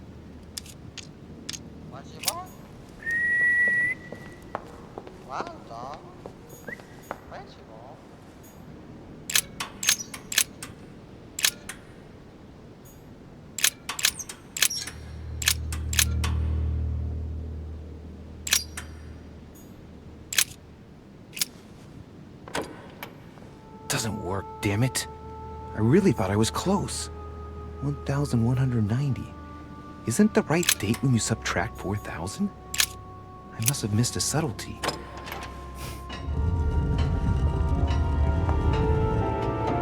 Open sesame.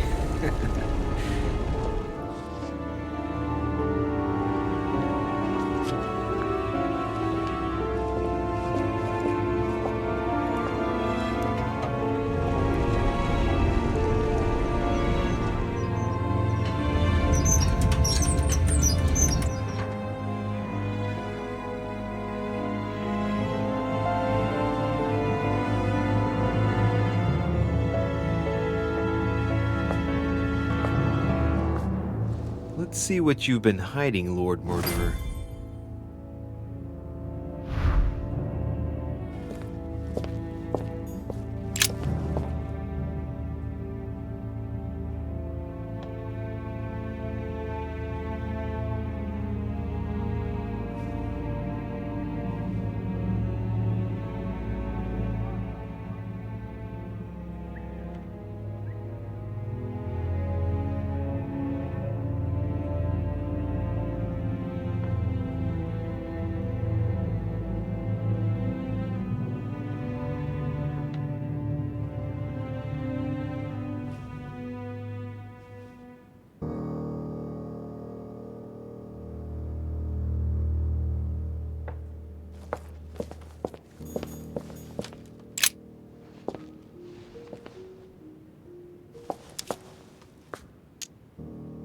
Moreover, it shows a fair number of sea voyages being organized towards the American continent. No doubt with slaves. How many men are broken in this trade? Tens of thousands each year, according to what people say. It shows the forces present in Africa. This is unexpected activity in this sector. It looks like there are also many unknowns, even for Mortimer.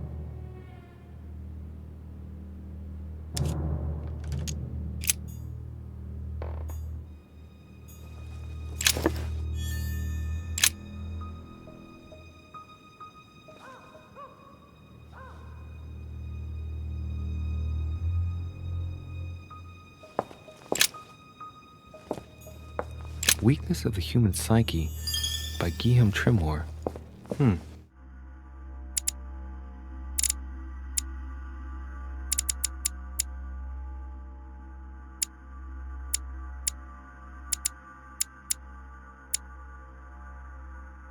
He says, it is possible to drill an idea into someone by constant daily repetition until the mind gives in.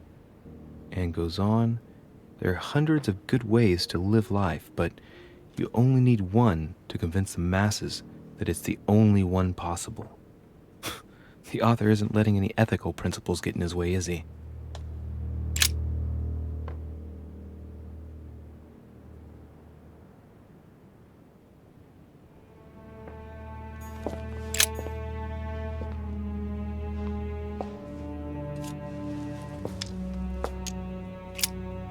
This shows the forces present in America.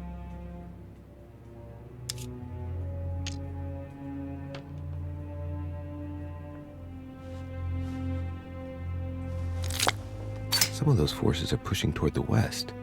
On it, Mortimer's placed little feather symbols at different points, toward which the Spanish are headed. Could he be fueling Indian resistance to slow down Spain?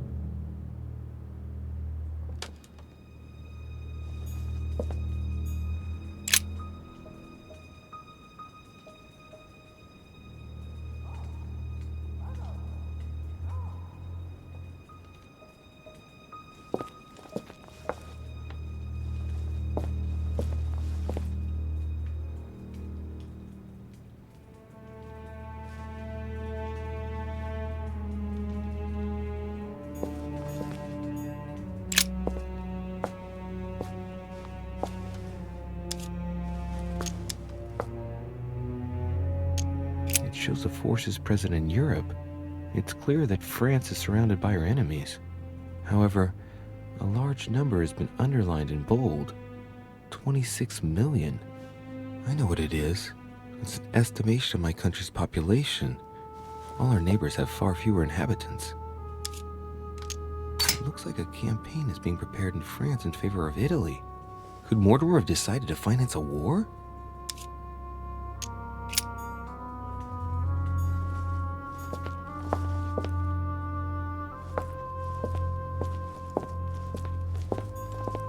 It's locked.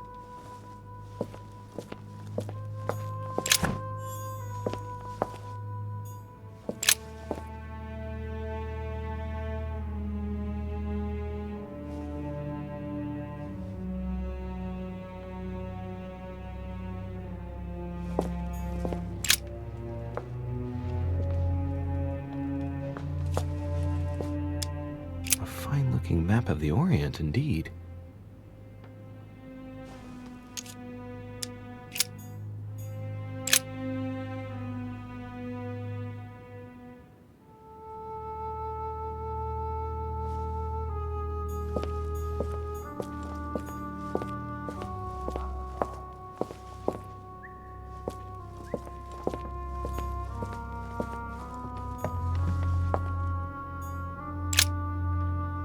This is my mother's writing. I've picked up her trail. What is she up to? Obviously, she wants to lure Mortimer somewhere, but where? The only clue she's left for Mortimer is a stone sword. It must be intentional. It looks like a decorative sword, like from a statue, for example.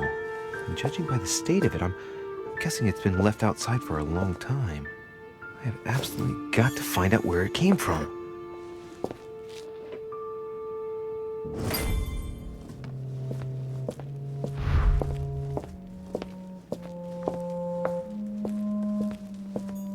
Preservation using formaldehyde. Just as disgusting as ever.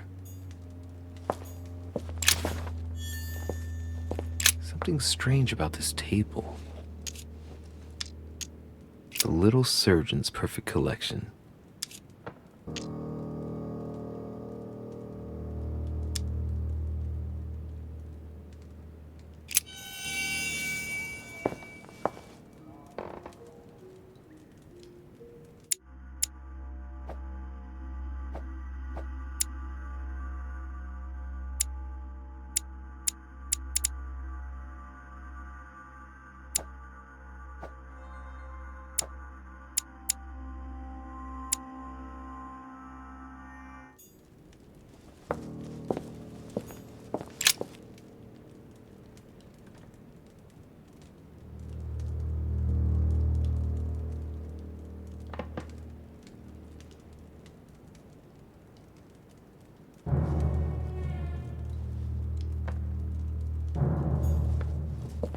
A skeleton by the name of Gustav, if the plaque on the plinth is anything to go by.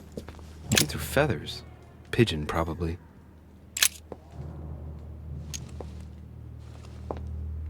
Strange. I don't recognize the alphabet. I wonder where the pictograms are from. It isn't Egyptian or Hebrew.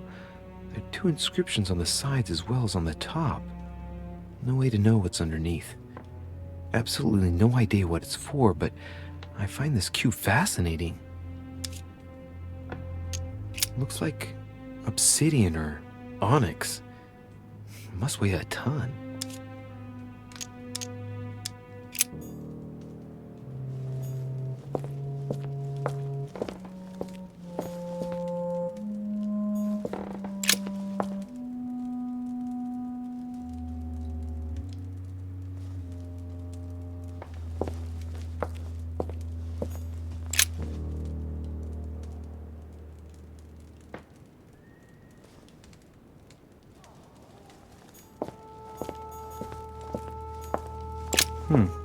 That must be for writing the homing pigeon messages.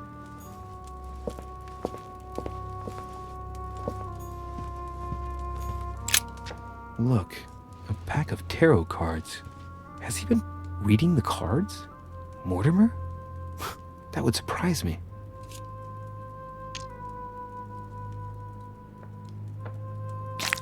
It is a typical draw on a line that answers a specific question. To the left, temperance, that announces a reward for one who patiently waits before taking any action. And in the middle, the chariot, which symbolizes triumph and business success.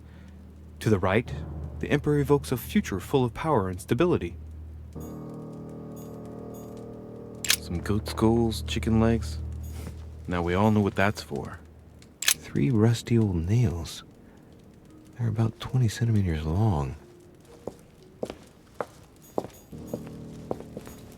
An iron mask. I wonder who it's for.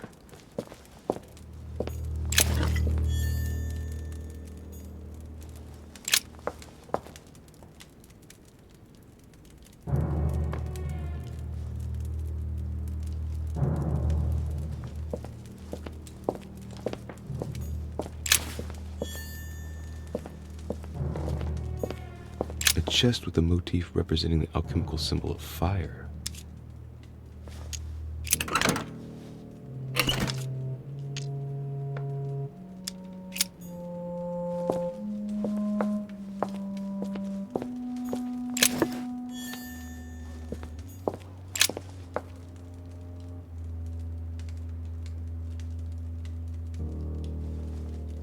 A table of alchemical elements. So, Lord Mortimer also studies alchemy?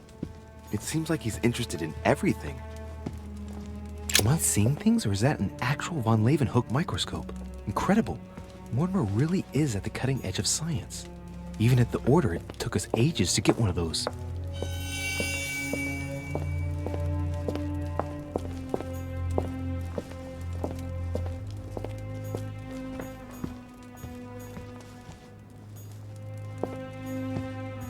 Something strange about this table.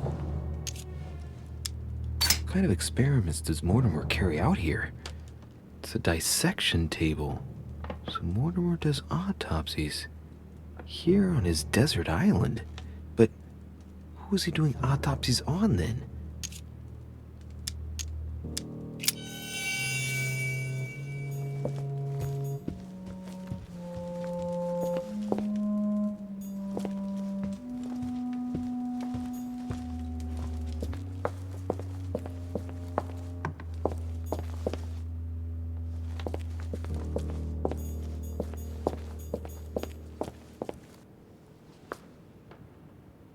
Oh, shit.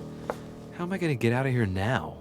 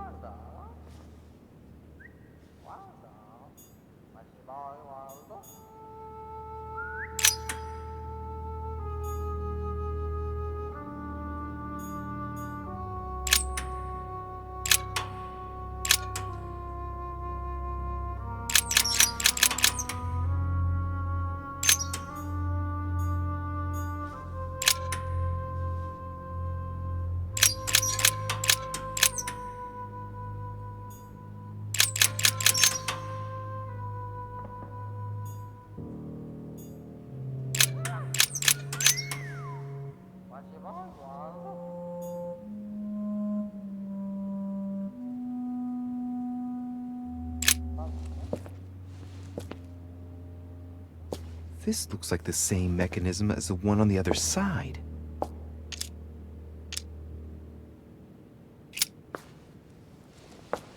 Looks like the same as the one on the other side. Whoa, whoa. If the grid closes a bit more every time I enter a wrong date, I'd better not mess up again. It doesn't seem to be working.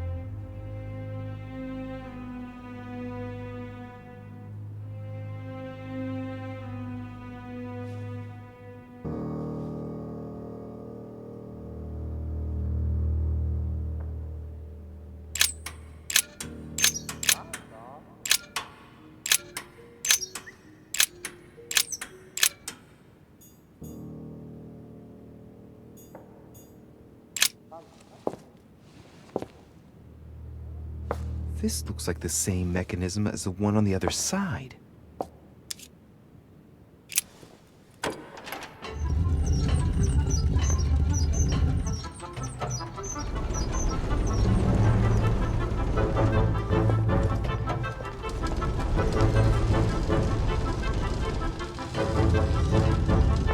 Well, I better not dwell on it then.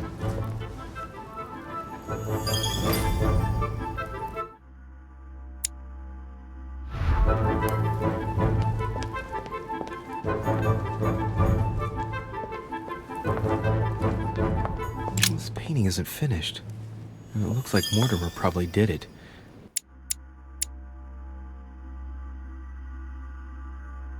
Not bad, but you can't exactly say it's been done in the style of the period.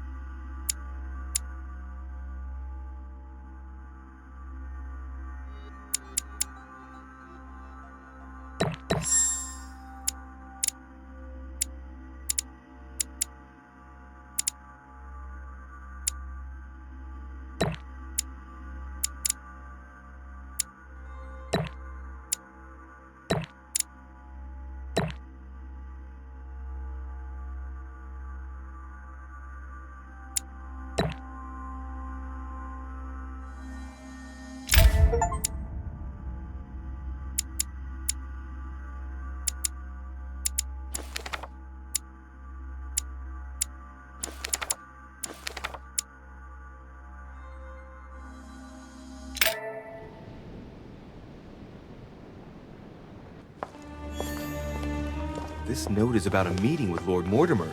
There's no doubt about it. All right, I need to find out where the sword that came with it's from in order to find Mother. You're joking, I hope. Don't tell me you've done that. Really? How do you expect me to guess? Oh, for God's sake, just ask them.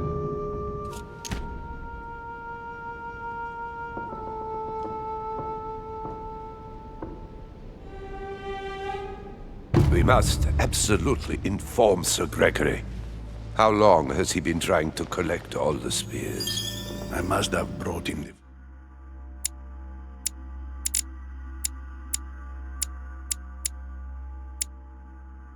first one, 20-odd years ago. Do you know if he has managed to get the original? Well, in any case, he's got all the ones we had at the Vatican. He made me replace them with copies. But I don't understand your reaction. I'm sure it is nothing serious. Aha. I can see very well you do not understand. You have done nothing less than sign our death warrants, and still you don't understand. Someone is listening. What? Monsieur de Richet, why not join us rather than find yourself eavesdropping? I didn't want to interrupt you. I'm sorry. Of course you didn't. So, my son, what can we do for you?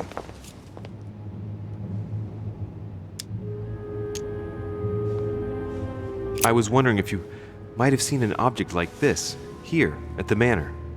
What are you playing at, de Richet? I'm afraid I can't help you, my son. Ask someone who knows the manor better than I do. One of the servants, for example. One of them is bound to help you. Thank you for your advice, Your Eminence.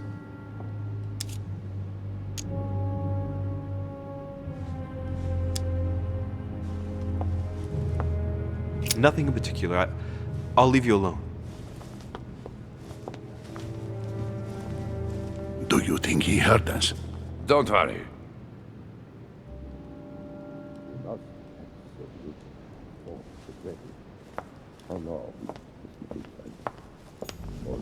Leave us now.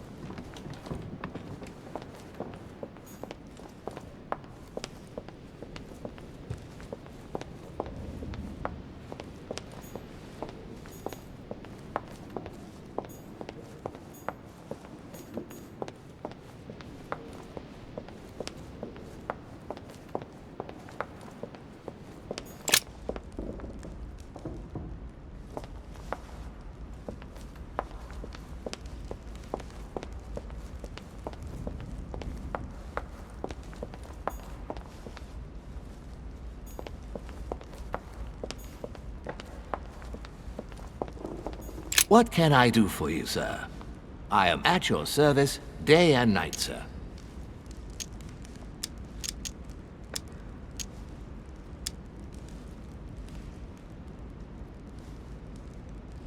As I was unable to bring my personal effects with me, I was wondering if you could find me a few items.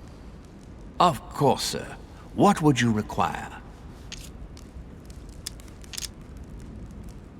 My good fellow, would you have any amber available? I would, but unfortunately I don't think I am authorized to give it out, sir. I believe it is a precious stone.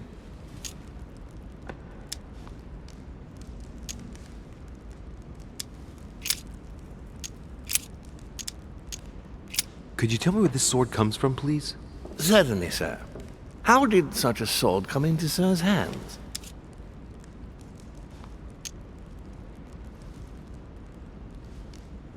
Listen, my good man, I'd gladly stand here discussing matters all day long, but I'm terribly pressed for time. Your petty logistical concerns are of no interest to me. I asked you a question, and I'm still waiting for an answer. Do please excuse me, sir. If I were sir, I would look in the garden.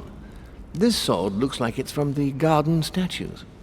And how can I get into the garden? There are two ways, sir. The first way to get to the garden is by the hall, between the conference room and the portrait gallery. The second way is directly through the portrait gallery. Sir would just have to go out by the French windows. Thank you, my good man.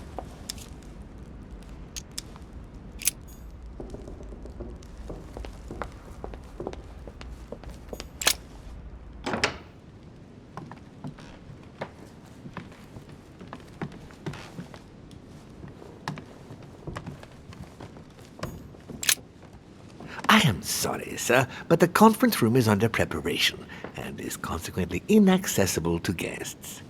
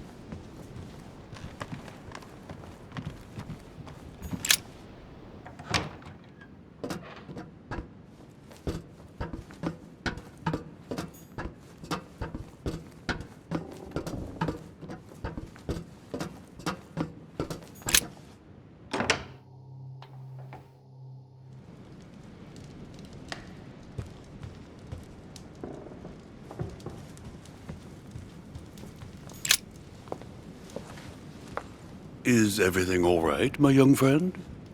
Wonderful. Isn't that lovely? Well, see you later.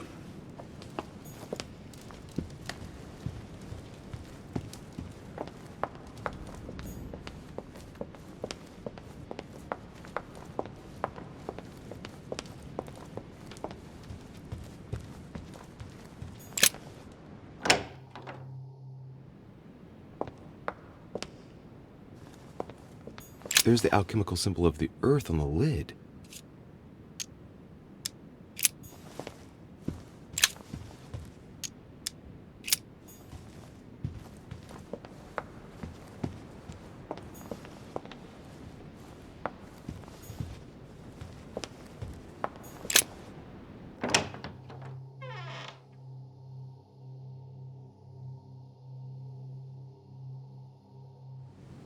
The sword probably came from this garden, but what could it have been used for? Honey, the remedy of the gods.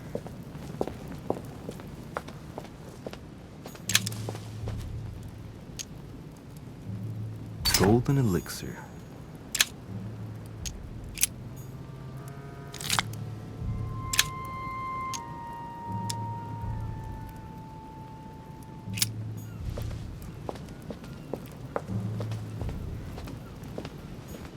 Well, Monsieur de Richet, what brings you here?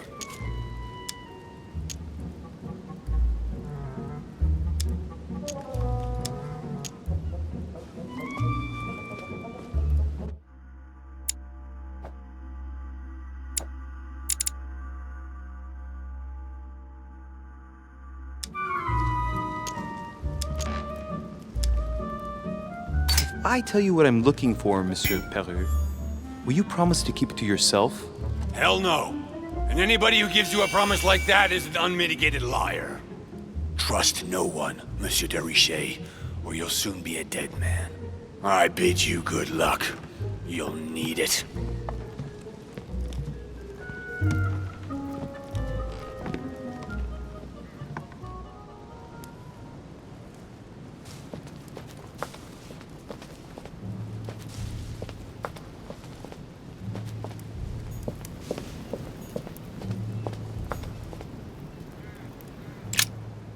Ariadne.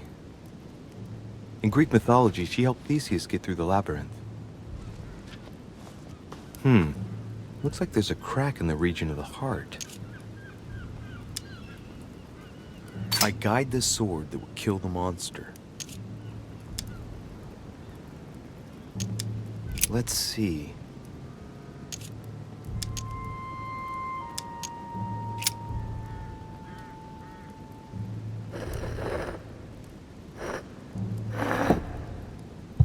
What's going to happen if I've got it wrong?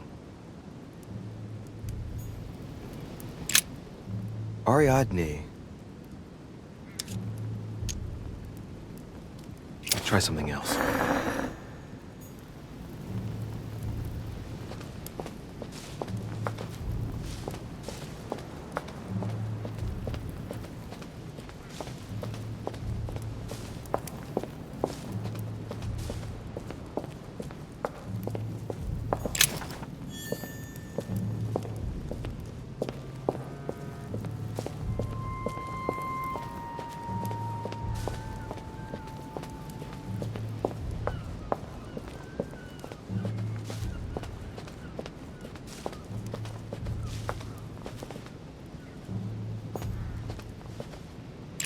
Icarus.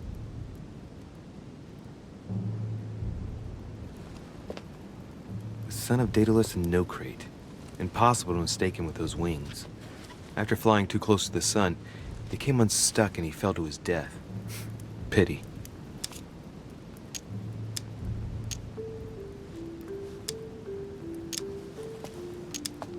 Well, let's keep going.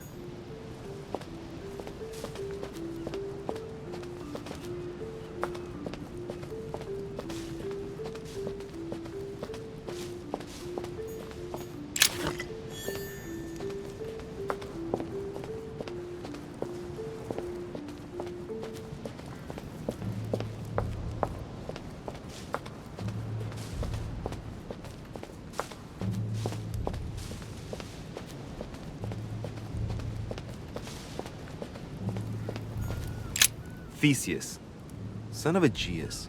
He's the one who slayed the Minotaur.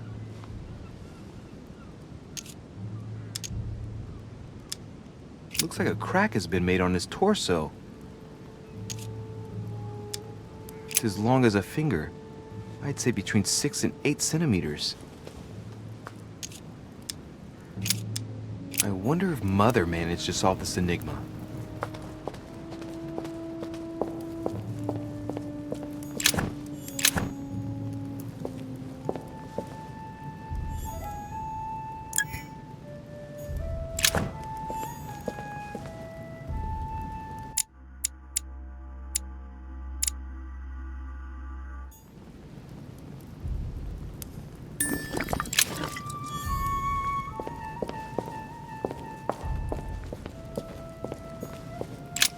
Asterion.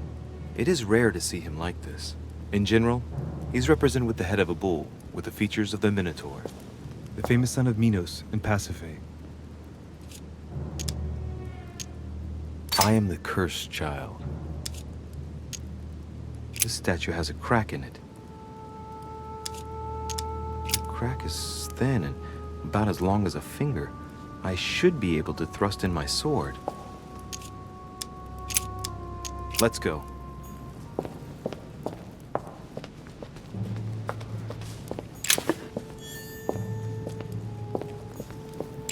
Minos, son of Zeus and Europa. If I remember correctly, he was the king of Crete. Married to Pasiphae, he had many children, including the famous Ariadne, whom history remembers for her thread. Hey, there's a crack in that statue. His gesture sealed his fate. The crack is in the region of... It's a thin crack as long as a finger. A blade could easily enter.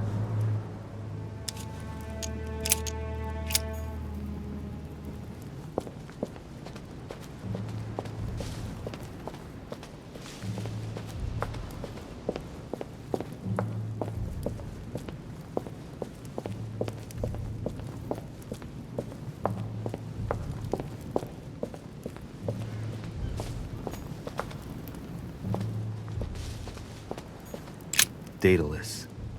He's the architect of the labyrinth, and if I'm not mistaken, he's also the father of Icarus.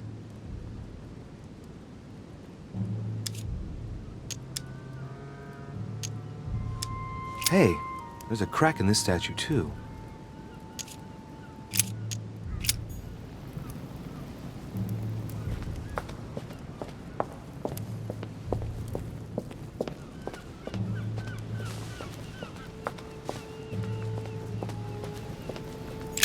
Pasiphae, daughter of Perseus and sister of Circe. She married Minos and became the queen of Crete.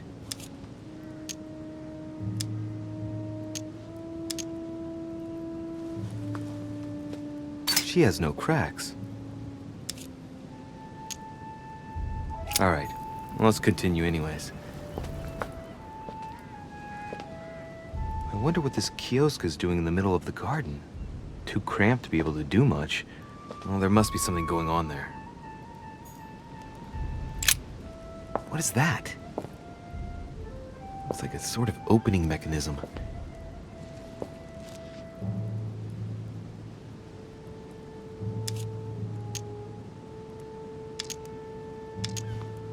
Knowing Mortimer, I bet it's booby-trapped. There's a little hole at the fingers. I'm pretty sure if I get it wrong, I'll get pricked. Damn you, Mortimer. Reminds me of traps I studied in Egyptian tombs.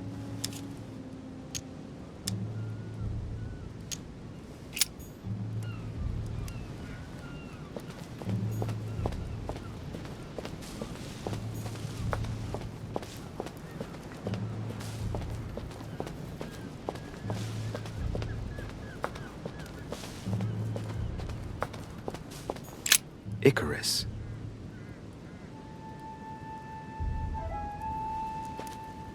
The son of Daedalus and Nocrate. Impossible to mistake him with those wings. After flying too close to the sun, they came unstuck and he fell to his death. Pity. Hey, there's no crack here.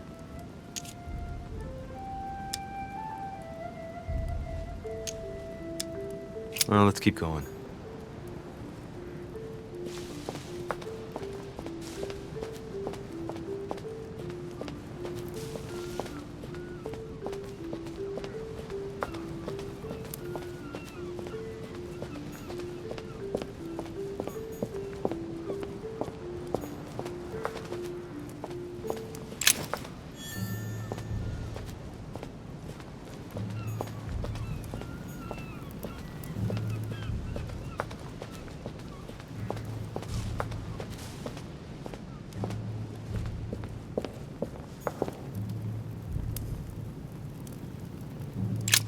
Asterion.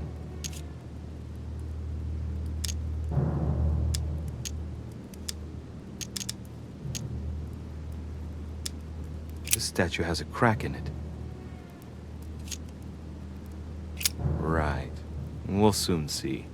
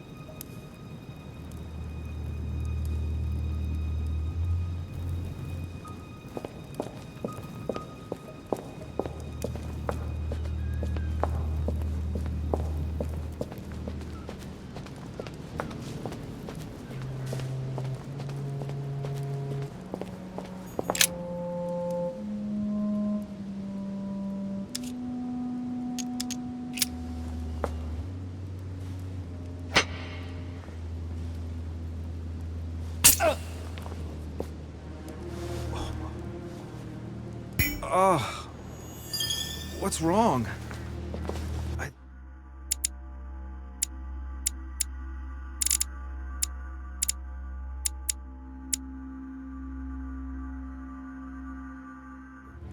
I'm imagining things, or my hand was pricked. It had poison on it. My head. I feel hot.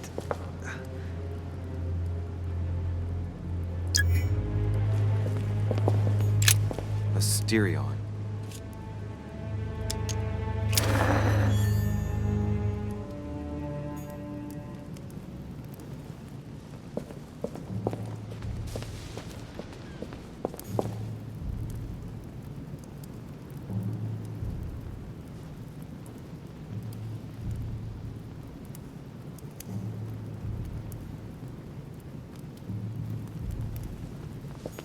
Minos. The crack is in the region of the heart.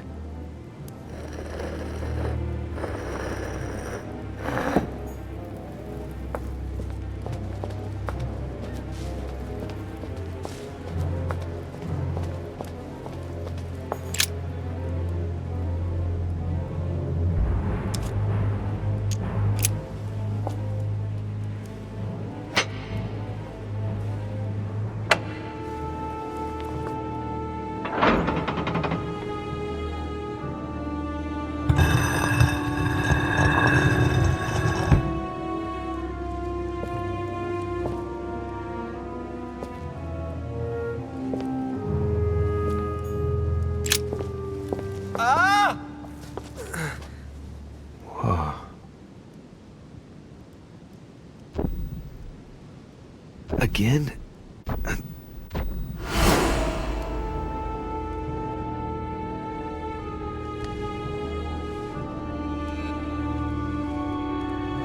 You can't be serious, Manuel. You know that's not going to happen. You must leave me alone now.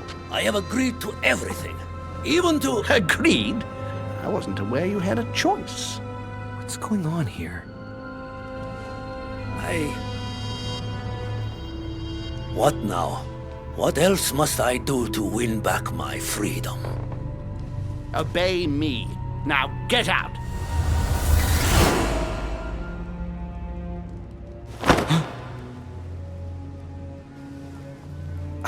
What was that? That's the third time in 3 days.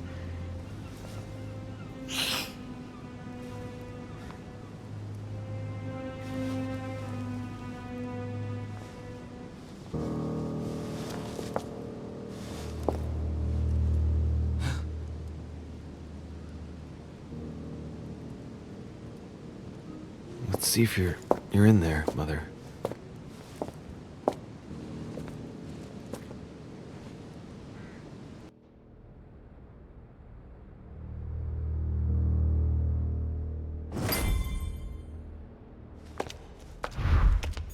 Amber crystals.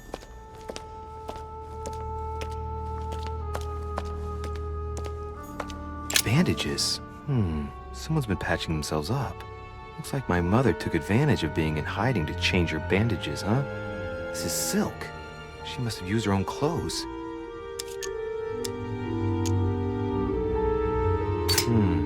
There are patches where the blood isn't totally clotted. That's a good sign, right? She changed them recently, which proves she's still looking after herself and still believes in her chances. Oh, I'd love to tell her to keep hanging in there.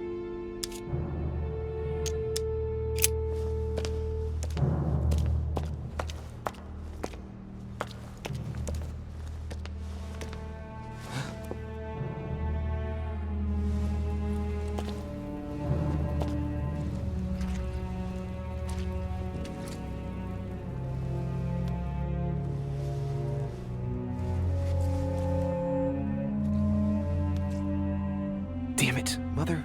Now what's happened?